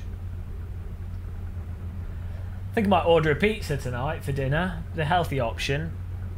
Papa John's. I think that's a good idea. Of all the good ideas I've ever had, that's the top. That's the top idea there.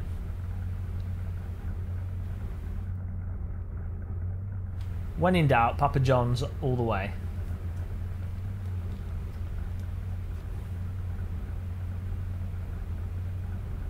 Is the stream still going out? Everyone's just gone all quiet all of a sudden. Change server and everyone disappears.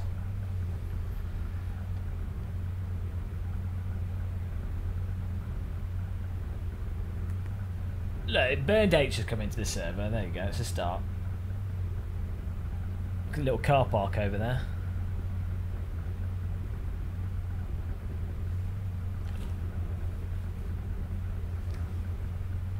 Pizza's not a good idea for my stomach, and I'm starting to get morbidly obese, so we have to watch out.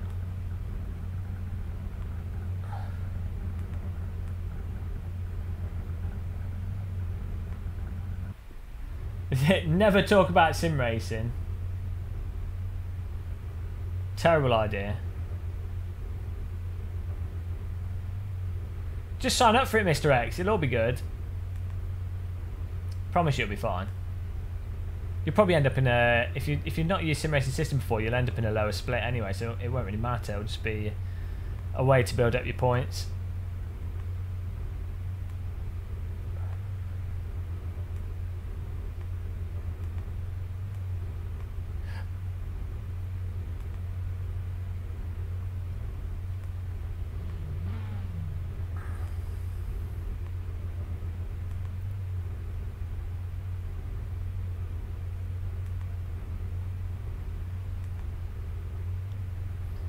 Whoop.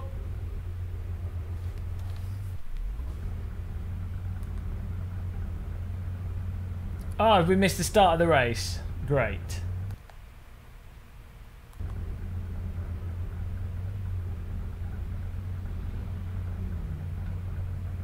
Burnt H is going to wait for us anyway, so it doesn't matter.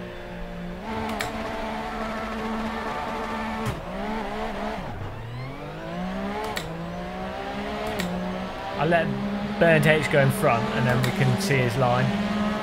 Learn from the best.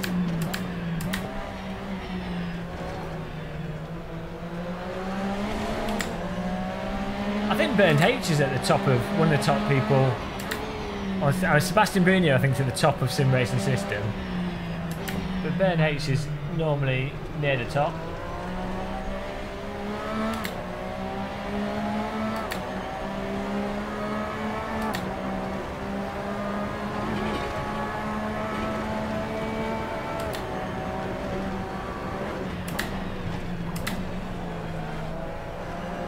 Ty's giving out a little bit through there.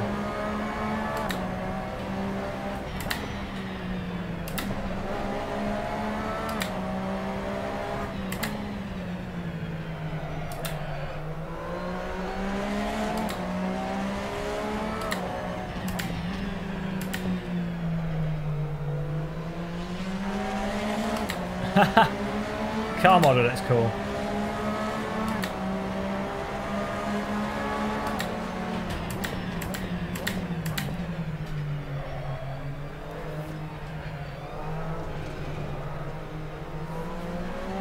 Here we go, first flying lap.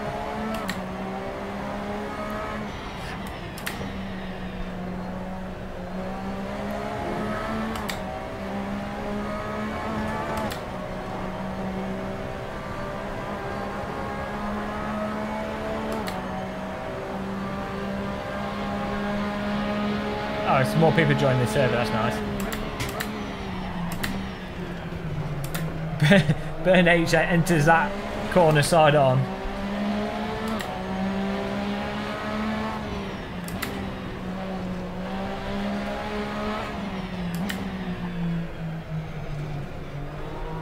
The high rear downforce should probably stick the car around this downhill corner here a lot better.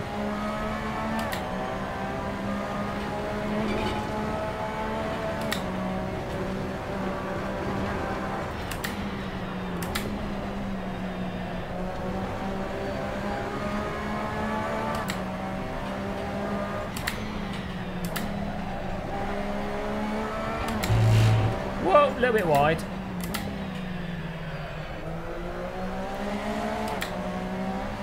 We almost ran out of track there.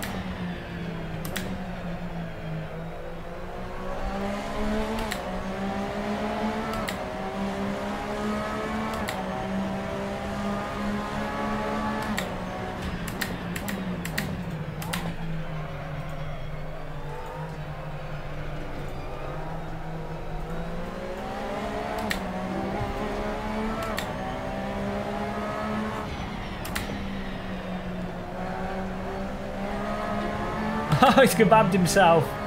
Don't know if he did that on purpose or if he hit the curb in. I think he did it on purpose.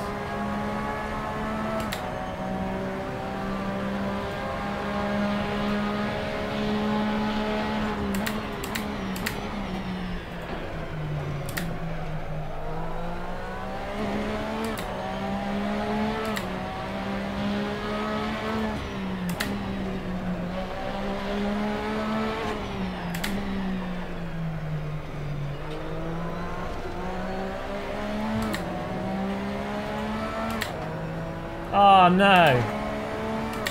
Swap up too many gears now.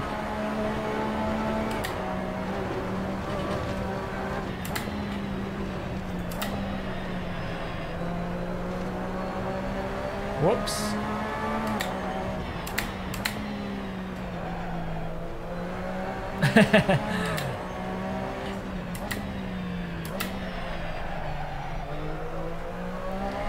He probably had to have a sip of his tea.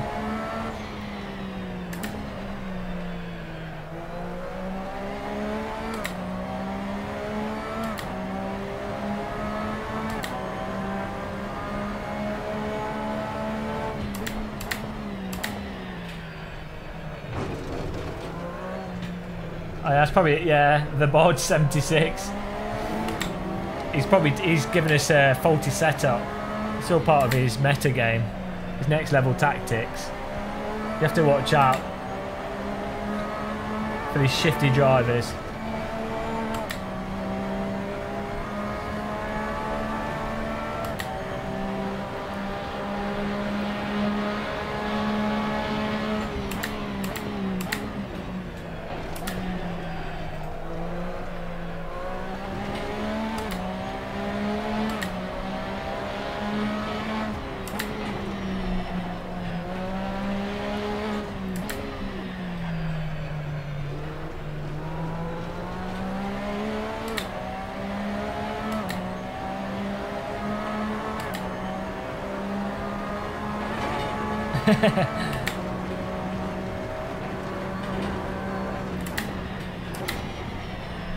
Always work out ways to psychologically destroy the competition. How am I so much slower?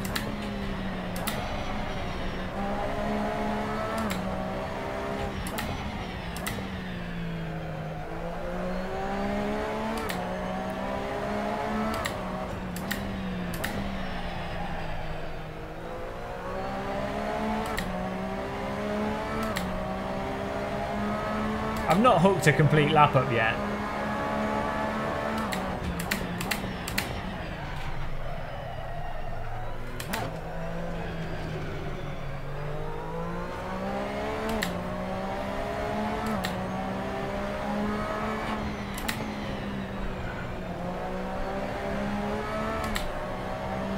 I'm also just stamping on the accelerator, not really being subtle at all.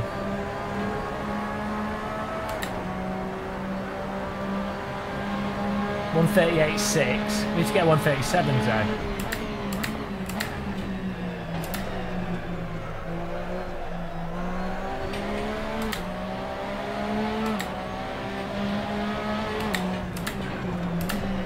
Ah, this corner is the death of me.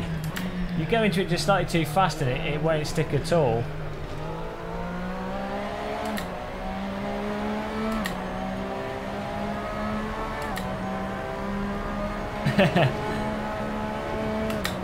It's the streamer's excuse, you know, when you've got to pay attention to a chat room and everything else.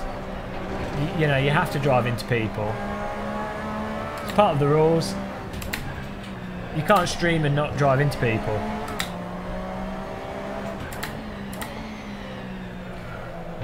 I think the driving simulators are programmed so that if you do stream, you know, it detects OBS and then it makes your car basically magnetically attracted to other vehicles on the circuit, so it's a lot harder to avoid other people.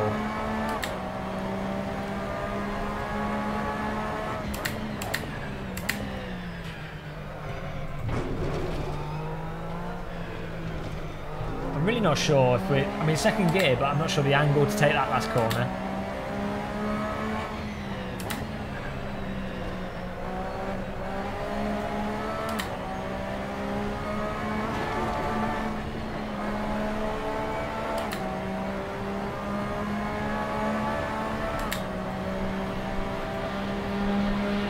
Still not up to pace here.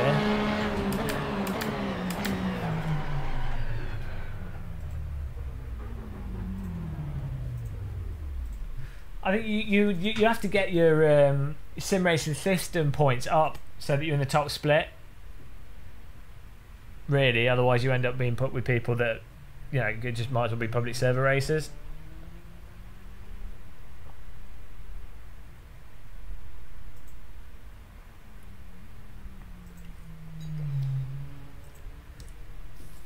Ah.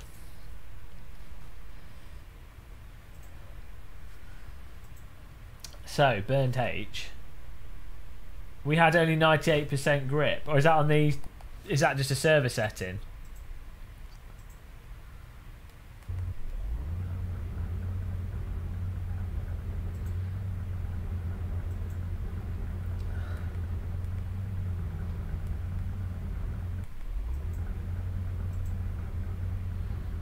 It's on the racing line. I don't.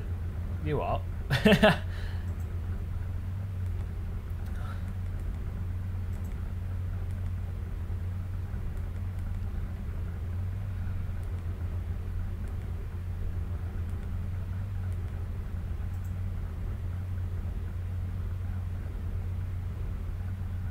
The grip's not on the racing line. I don't understand.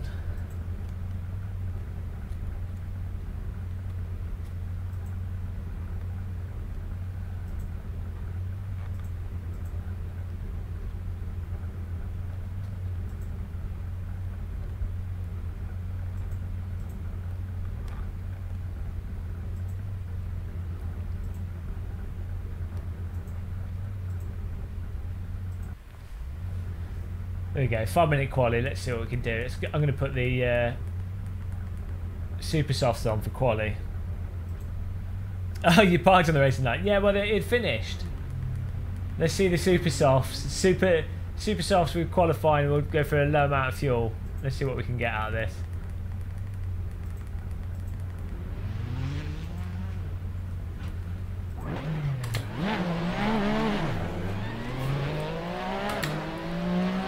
I never park on the racing line. What do you mean? I'm always courteous and move off the circuit. I would never just stop my car and have a cup of tea whilst people are racing. That would be ridiculous and completely irresponsible. I'm literally the most responsible sim racer there is.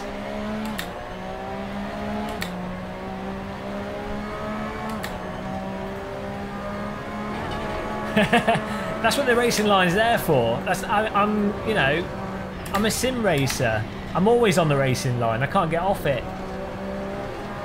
When I'm walking to town to do my shopping, I walk down the middle of the road. I can't help myself. It allows you to take the corners with more speed. Pavement is for noobs. Hi BRT, how you doing? Did you actually go to bed last night?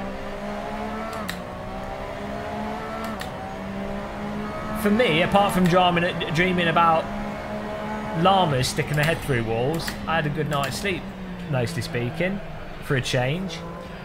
I think you were up till like, what, 4 in the morning? You've gone to Australian time zone. I just don't care. Oh, okay, straight into attacking me. You'd be spending too much time with Yulia. I just get abuse from these two guys. Yulia and BRT. Constant abuse. All because I said that the Forest is a terrible game. I don't think these slick soft tyres are very good. They've gone already. 1 lap. Unless the tyre thing's not right, which is entirely possible.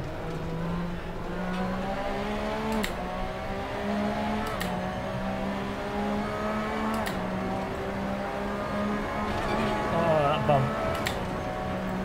Yeah, I think the tyre monitor's a bit funky because these seem to be working alright.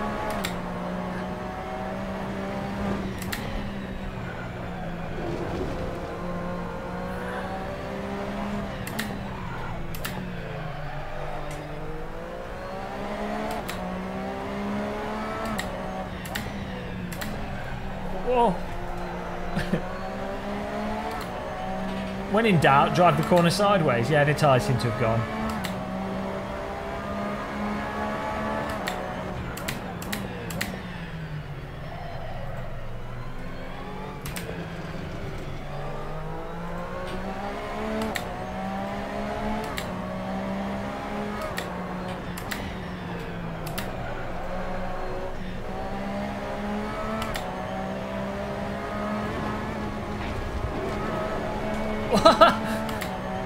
Oh dear, that corner was sponsored by the direct drive wheel. Look, I'm pulling over, guys. I'm pulling over off the track back into the racing line. Okay. Okay, let's have a look. Those tyres weren't a success. I'd like a refund on those. The slick softs were good though. Tyre app, yeah, let's put the Kunos one on. I've been told by so many people and I don't listen.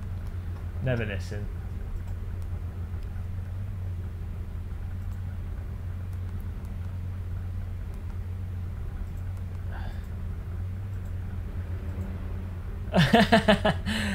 This Racing Line Park is sponsored by Game of Muscle Videos. Haven't learned anything. You're gonna have to find out for yourself. We're still testing. We've got 5 lap race on here, so it will tell you. Ask Burned H. Burned H knows everything. He will just say. You just ask him. He's like a robot in the game. It's basically like a voice controlled team radio. It's really useful. He's so far he's given us everything else.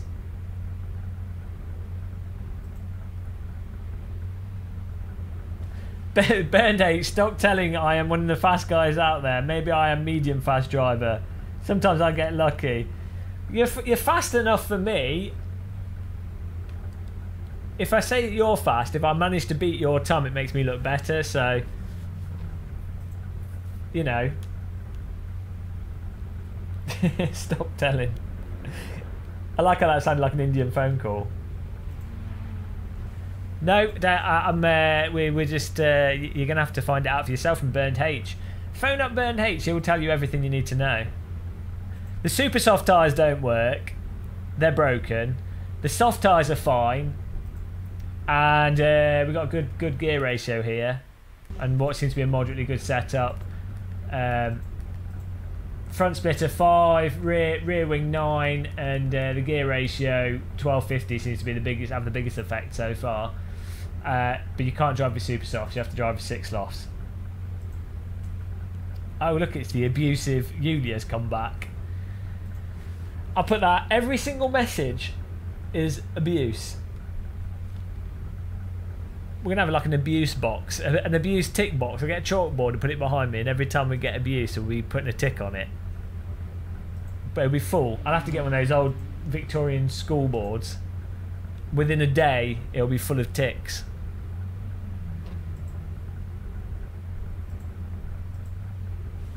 You want to know how much fuel we need for 20 minutes? Slick soft! Slick soft! That's what it says in game.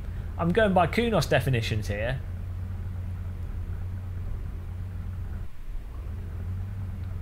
We're going by the Kunos have set the word in here, not me.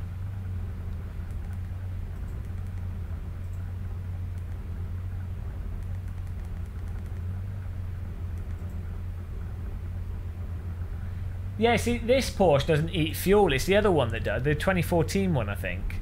The non-RSR Porsche that uses up half ton of fuel per lap.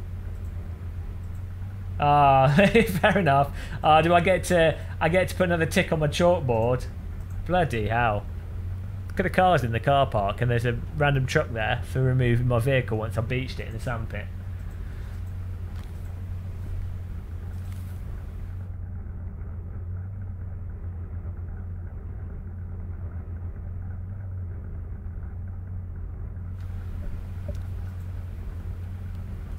Wait time!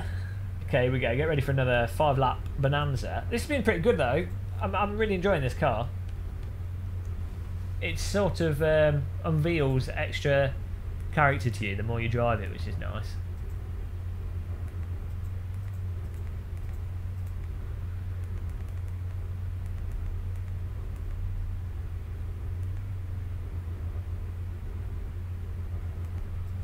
So we see how this goes. Burned H is still in the server, I think. Oh no, he's left! Burned H has left the server unless he's further back and I can't see him. Oh no. I mean, what am I going to do now without his guidance? Without Father Burned H to guide me through the path of Zandvoort. So it's a very, very hard circuit. That was a Dutch accent that went wrong.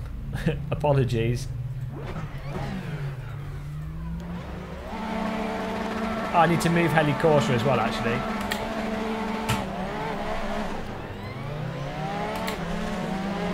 We're like a rocket ship on launch there.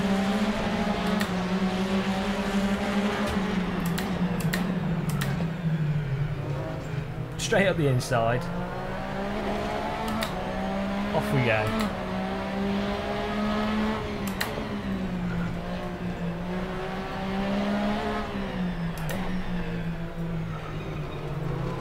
I was just trying to read the guy's name who's just joined the server there.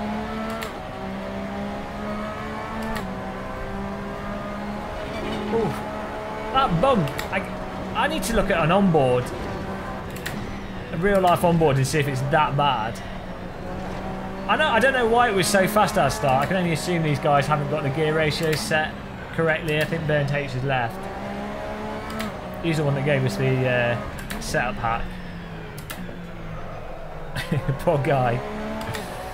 He wants to win some races, sim racing system. He comes in for some practice and ends up giving away all his secrets.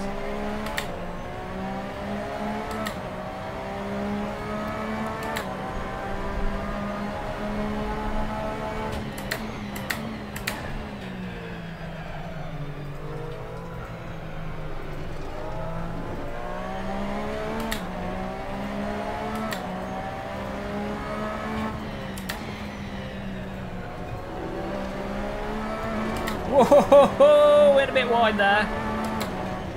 Almost wheeled ourselves on the dirt. Okay, first flying lap of this one. Let's see if we can beat our 138s. We need to get into the 137s. It's not been happening. Jabbing at the throttle probably doesn't help.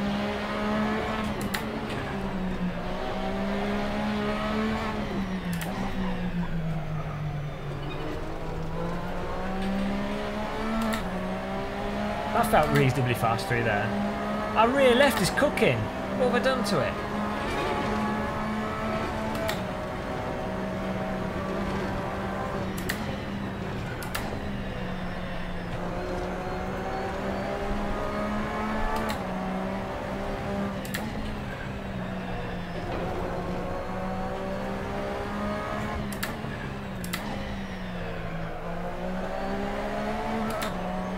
Ah, that was better.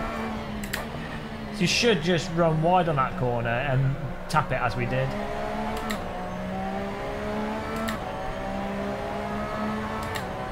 Really, I messed up that following corner there.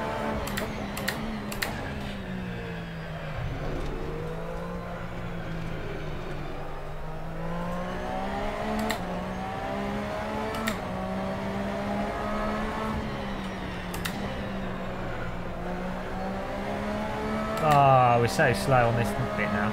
I get one corner right and then mess up every other corner.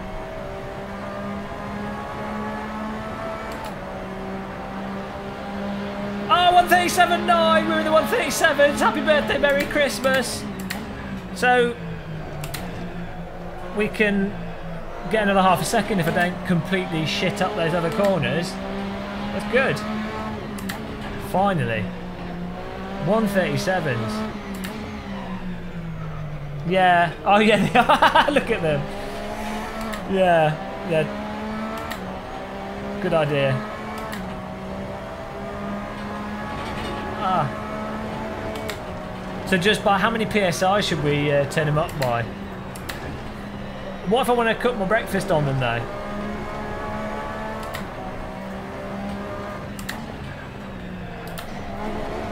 Look at them around these corners.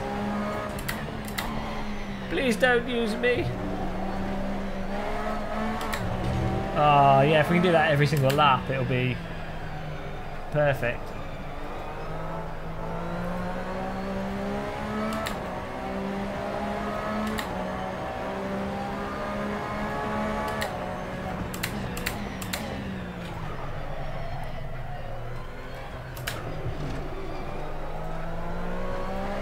I guess this corner's mostly right-handers.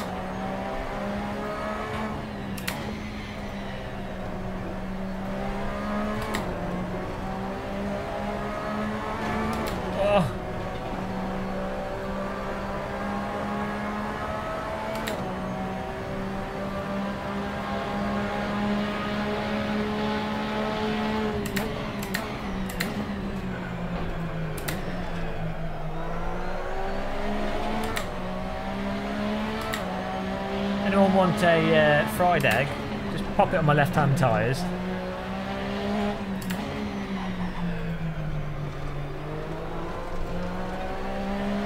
These on the other dash, it says it's 27 and 26. I don't know what that means. Is it not working properly? Because the car feels alright to drive. I mean, it's a little bit on the loose side, you know, willing for the lefts to give out, but it doesn't feel terrible.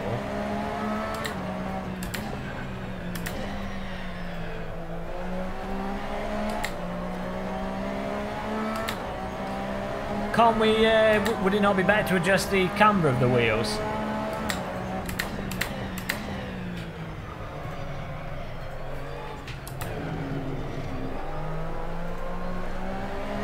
Is it all about the tyre pressure?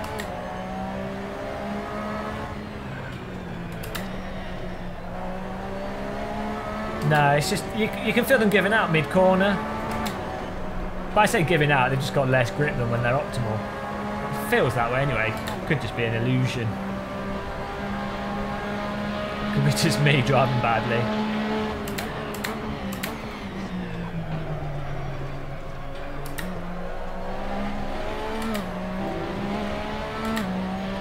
I'll try putting the pressure up first and we'll see what that does. Oh no, I always do that. It's the S. It's the slick. Is it slick soft? Semi-slick.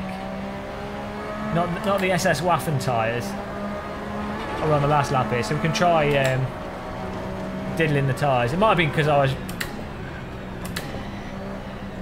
just pushing the car too much as well.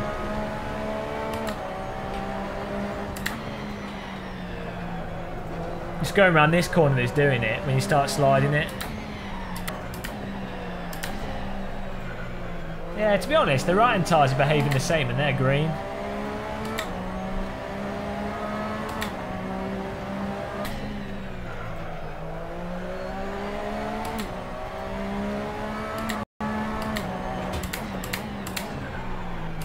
Oh, missed that. Are they saying that? With this corner, I'm not sure if that's a bad way to take it, you know. It's obviously not the racing line, but I remember with the DTM cars in Race Room, you could actually get really good lap times by just taking that over the curbing.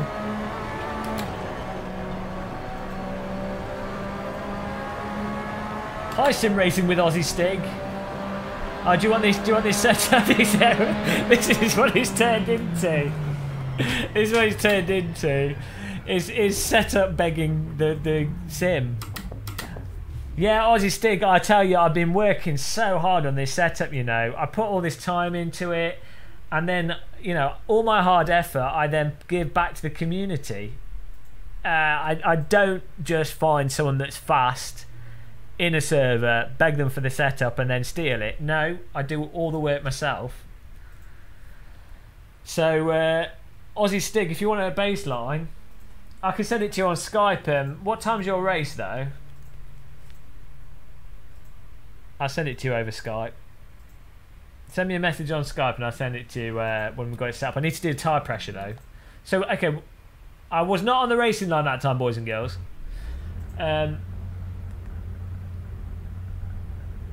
Pressure. We're going to do the tyre pressure on that. Should I do all of them? Or just the ones on the left? Given that it was just the left tyres that were getting warm.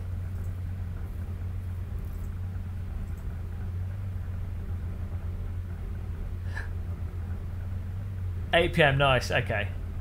Yeah, so that's enough time for me to send it to you on Skype. Tyre pressures, should I just, who was it I was chatting to, was saying to change the tyre pressures? Shall we just do the left ones, or will the car drive wonky? I'm sure a couple of PSI shouldn't matter, but 8 PM, tuner, no crush. I don't know, they were just glowing red completely on the tyre app.